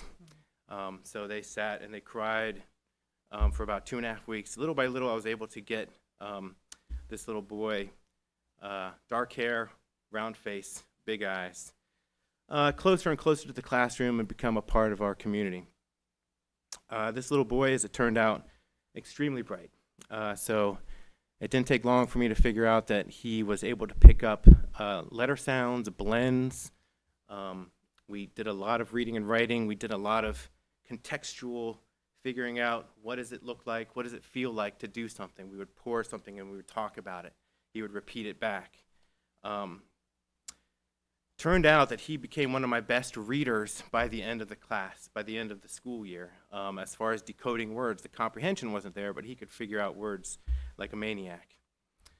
One thing that was I'd also like to note is not only did we teach and grow that child in my classroom, but also every morning as a kindergarten teacher, you say the Pledge of Allegiance to the United States of America. And one of the great joys of being a kindergarten teacher, if you've never felt that or seen it or experienced it, is you get to teach the students what that means, to stand up and say that. And so we got to talk about indivisible. We got to talk about liberty and justice for all. In my class, at the end of Pledge of Allegiance, we would always sing a patriotic song. I would teach them songs, God Bless the USA, This Is My Country, things like that. And we would do that as a start to our day. So not only was the student getting some wonderful knowledge, not because of me, because he was super smart, but also he was learning how to be in a community and a country. By the end of the year, I was super proud of him. We kind of went on, and he actually went on to become a math whiz at Vast Lakeview Elementary. He actually was grade advanced in math, and by the time he left 5th grade, he scored the highest on the math EOG of any student at Vast Lakeview Elementary.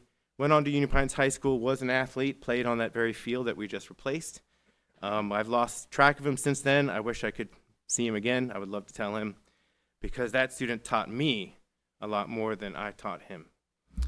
He taught me how to be compassionate. He taught me how to connect with kids that don't know the language, and not only how important it is to build vocabulary and context and phonics early, but also did that for me in real terms in my very first year of teaching. So I would like to thank him for that personally if I ever get to meet him or see him again.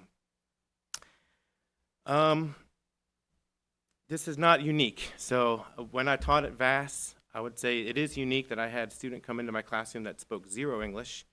I had maybe, I would say 8 to 10 students like that over my 8 years at Vass. But it is not a unique story in our classrooms, and I thought personally that this was a perfect time to discuss this as a board as we gear up in the next 3 weeks to welcome our students back and to reaffirm our dedication, our obligation to teach all students. I will say, I did not know this student's immigration status. I had no idea if his parents were undocumented or not. Never entered my mind. I wouldn't have cared, and as a teacher, I would say I shouldn't have cared. And if any teachers are watching this, and I beg that they are not, watching a school board meeting, especially with 2-hour legal updates, I would say as the students enter your classroom, Your duty is to teach all students, and your obligation is to teach all students that walk into your classroom, regardless of their circumstances. That is our duty. And you should be fired up about that, all right? Because there's nothing more challenging than teaching in a public school and taking kids from all different backgrounds and learning what triggers, what are the keys that unlock that kid's growth. That is a great challenge, not just for students that speak English, but students that have parents that are incarcerated themselves, students that have drugs in the home. Our students come from all different backgrounds, and I would encourage our teachers to grasp that challenge. That is your challenge as a public school teacher, and get excited about it. If you go through our schools, you'll hear a certain thing many times. I don't know if you've seen it or it involves the word all. Does anyone know what I'm talking about? What is the phrase that if you go and talk to our teachers and our principals in our schools? You're putting us on. I am putting you on the spot. All are welcome. All are welcome? Yes. Where's Molly Caps when you need her? Molly. The phrase you'll hear is all means all. What that means is don't say all unless you mean it. So, being a public school teacher is a gift. So, I want to thank Mr. Hensley for his comment because that really inspired me and got me fired up for a new school year. I really 100% in agreement with that comment. And I wanted to share that with the board. Now, there are some comments I did disagree with that Mr. Hensley had shared on his post. And I think I've got them in here somewhere. Yeah, okay. So I just would like to read this. This was the post that Mr. Hensley put up on his account that kind of started the pilot article. And it asked the question, is the Moore County School Board and central office personnel causing MCS employees to harbor and transport illegal aliens in violation of 8 U.S. Code 1324? My personal view on this is absolutely not. In 1982, as we know and the public may or may not be aware, the Supreme Court decided in Plyler versus Doe, I think it was Doe. Good job.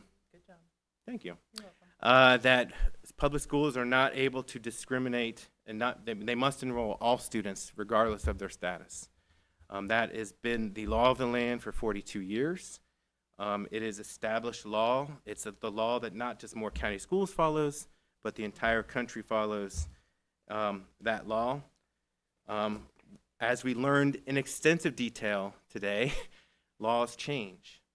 And that law may change. The Supreme Court may take that up and we may get a different law. And when we do, we will follow that law, whatever the Supreme Court decides. But that's been established law for 42 years. The U.S. Code that Mr. Hensley is referencing here is 8 U.S. Code 1324. I'm not a legal scholar. I was so pleased to see that Rich stuck around in case there are any questions because I would not be qualified to answer them. But I am pretty good at Google. And so this is what I found out about that particular U.S. Code. It was put on the books in 1956. I could find through my searches 0 cases since 1956 when this law was ever applied to schools. And the main reason being that the Supreme Court supersedes. The Supreme Court is the law of the land. And as we do with all laws in this country, if a law is underneath the Supreme Court, they rely on the higher precedent to guide their actions. And so I assume that's the reason there have been absolutely 0 cases when that has been used in schools. So, in short, and again, I'm sorry this is taking so long at the end of the day, but my comment is I would like to say to our employees that I personally want to reassure you the federal government is not coming after you. There's no reasonable way to assume that the government is going to use this code to come after our employees for anything that is mentioned here. And so I can find them to be completely unfounded.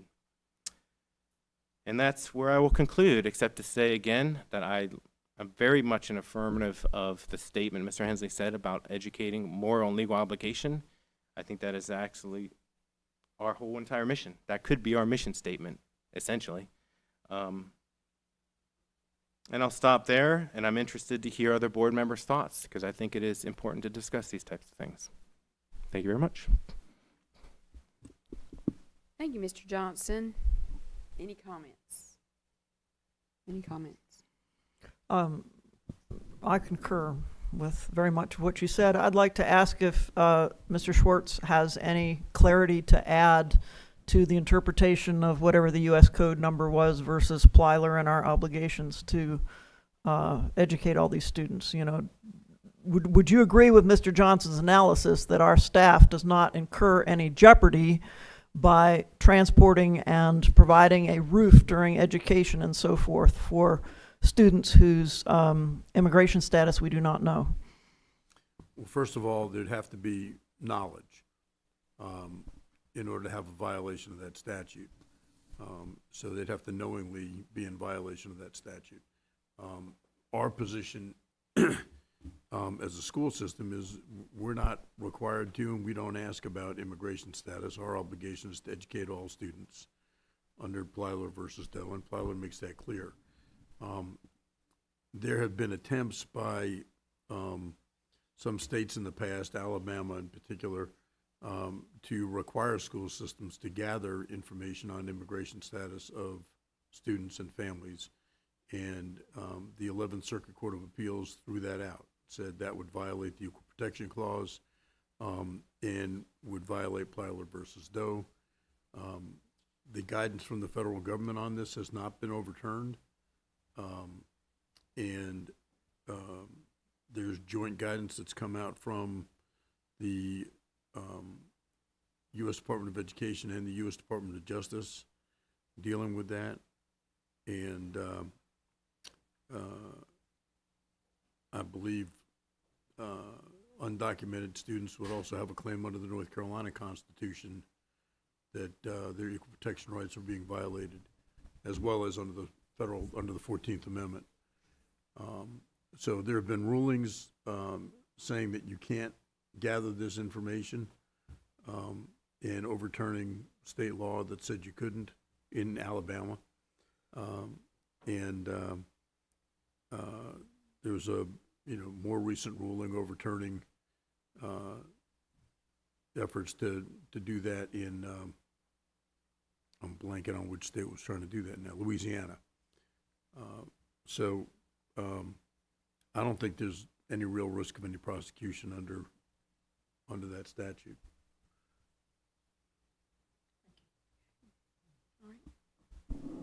So, number one, I clearly, as Steve mentioned, I clearly, and I've said this in open session every time we've even tangentially discussed this topic, is we clearly have a legal, based upon Plyler, we have a legal and moral, I believe, moral obligation to educate all children that come before us. I mean, that's clear. I've stated that dozens of times.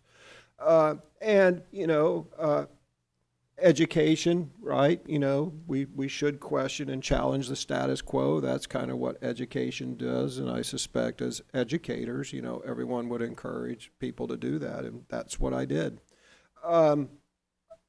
My point about Plyler versus Doe, which was a 5-4 decision in 1982, I believe, by the way, it was a close decision, is my point of that was twofold. One is, because there's a lot of misinformation out there and there's a lot of misbelief, is Plyler does not, and we just learned this earlier today because I asked about it a bit, but Plyler does not give schools any sort of sanctuary status. It's a myth that schools are sanctuaries. Apparently from 2011 to 2021, based upon Mr. Schwartz's brief, there was probably guidance from an administration that set up de facto no enforcement zones, but Plyler, schools do not have any special sanctuary status. They just don't. There's no basis in law or court decision on that.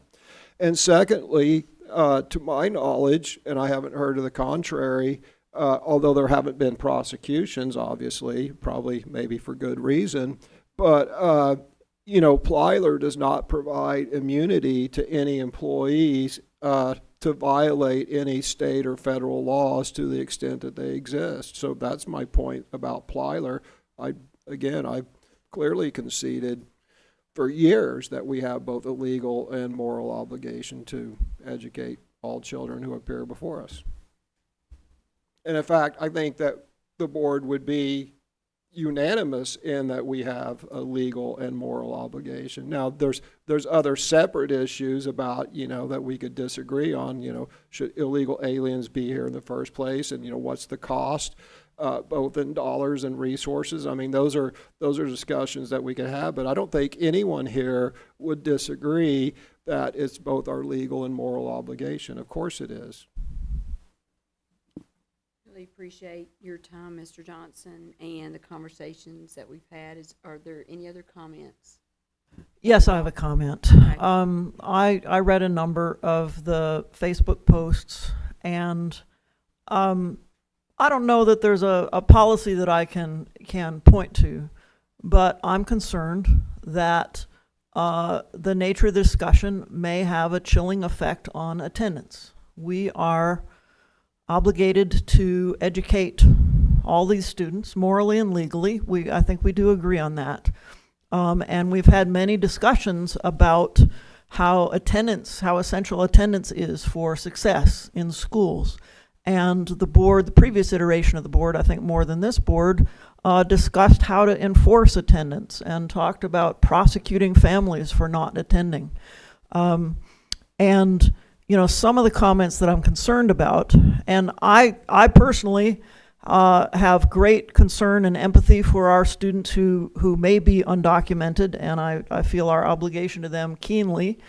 But some of the comments seem to conflate anyone who is an English language learner as it would be easy. I'm not saying it was stated quite in so many words, but it would be very easy to read them as suggesting that anyone who was an English language learner was, an illegal, quote unquote, and could be seen as encouraging people to perhaps bully or harass English language learners, could be seen as suggesting that English language learners would be in jeopardy if they came to our schools.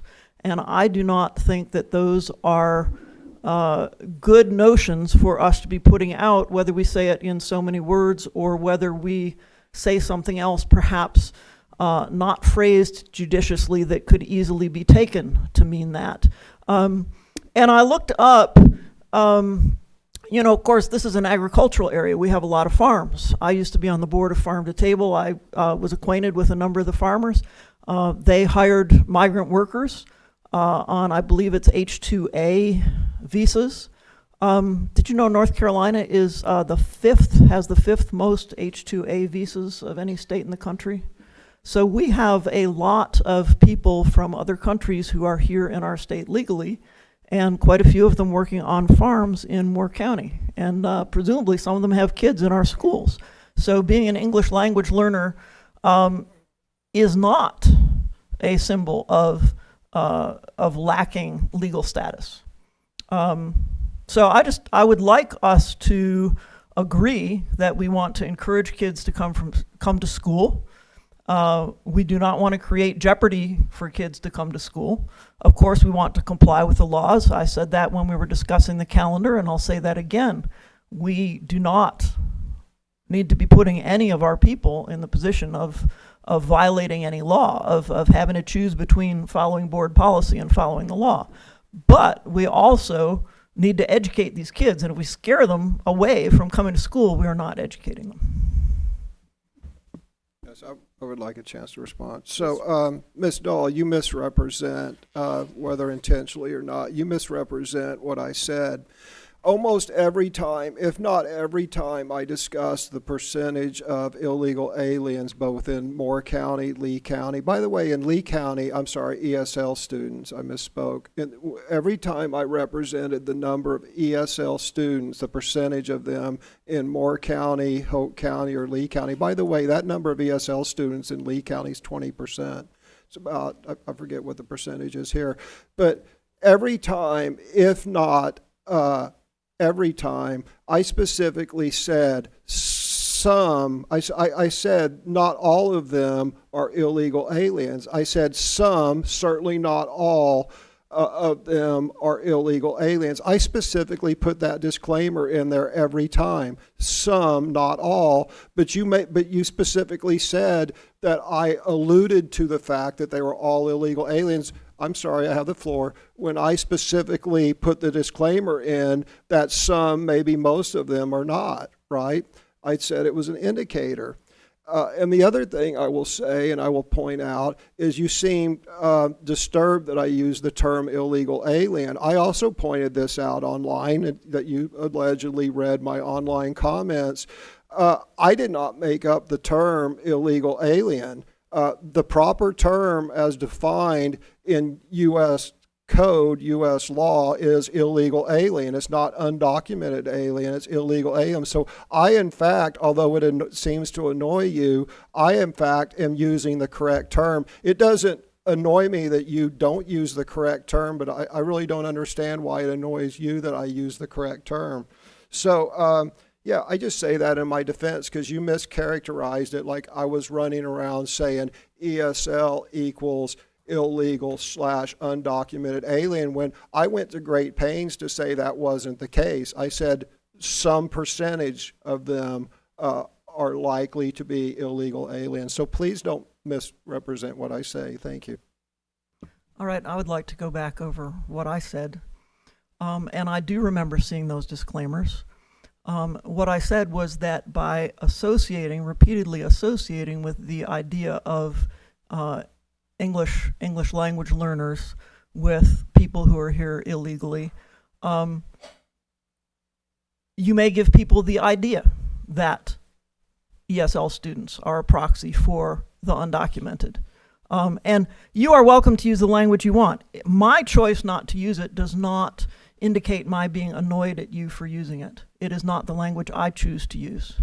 I apologize if you felt that I was annoyed with you for that. I was not. And I did not miss your disclaimers.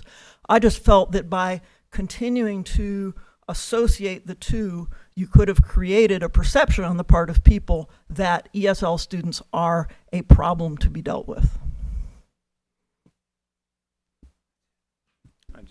One quick follow-up. Yes, sir. I'm sorry, were you going to? No, you're good. Are you sure? Yeah. All right. So I just want a quick follow-up on the idea of disclaimers. I just kind of popped into my head talking about disclaimers. Kind of brought me back to our training today on social media. And obviously, we all have our First Amendment rights. You have your First Amendment rights, absolutely 100%. You are a duly elected member of the board. You have your right to opinions on the school board, obviously.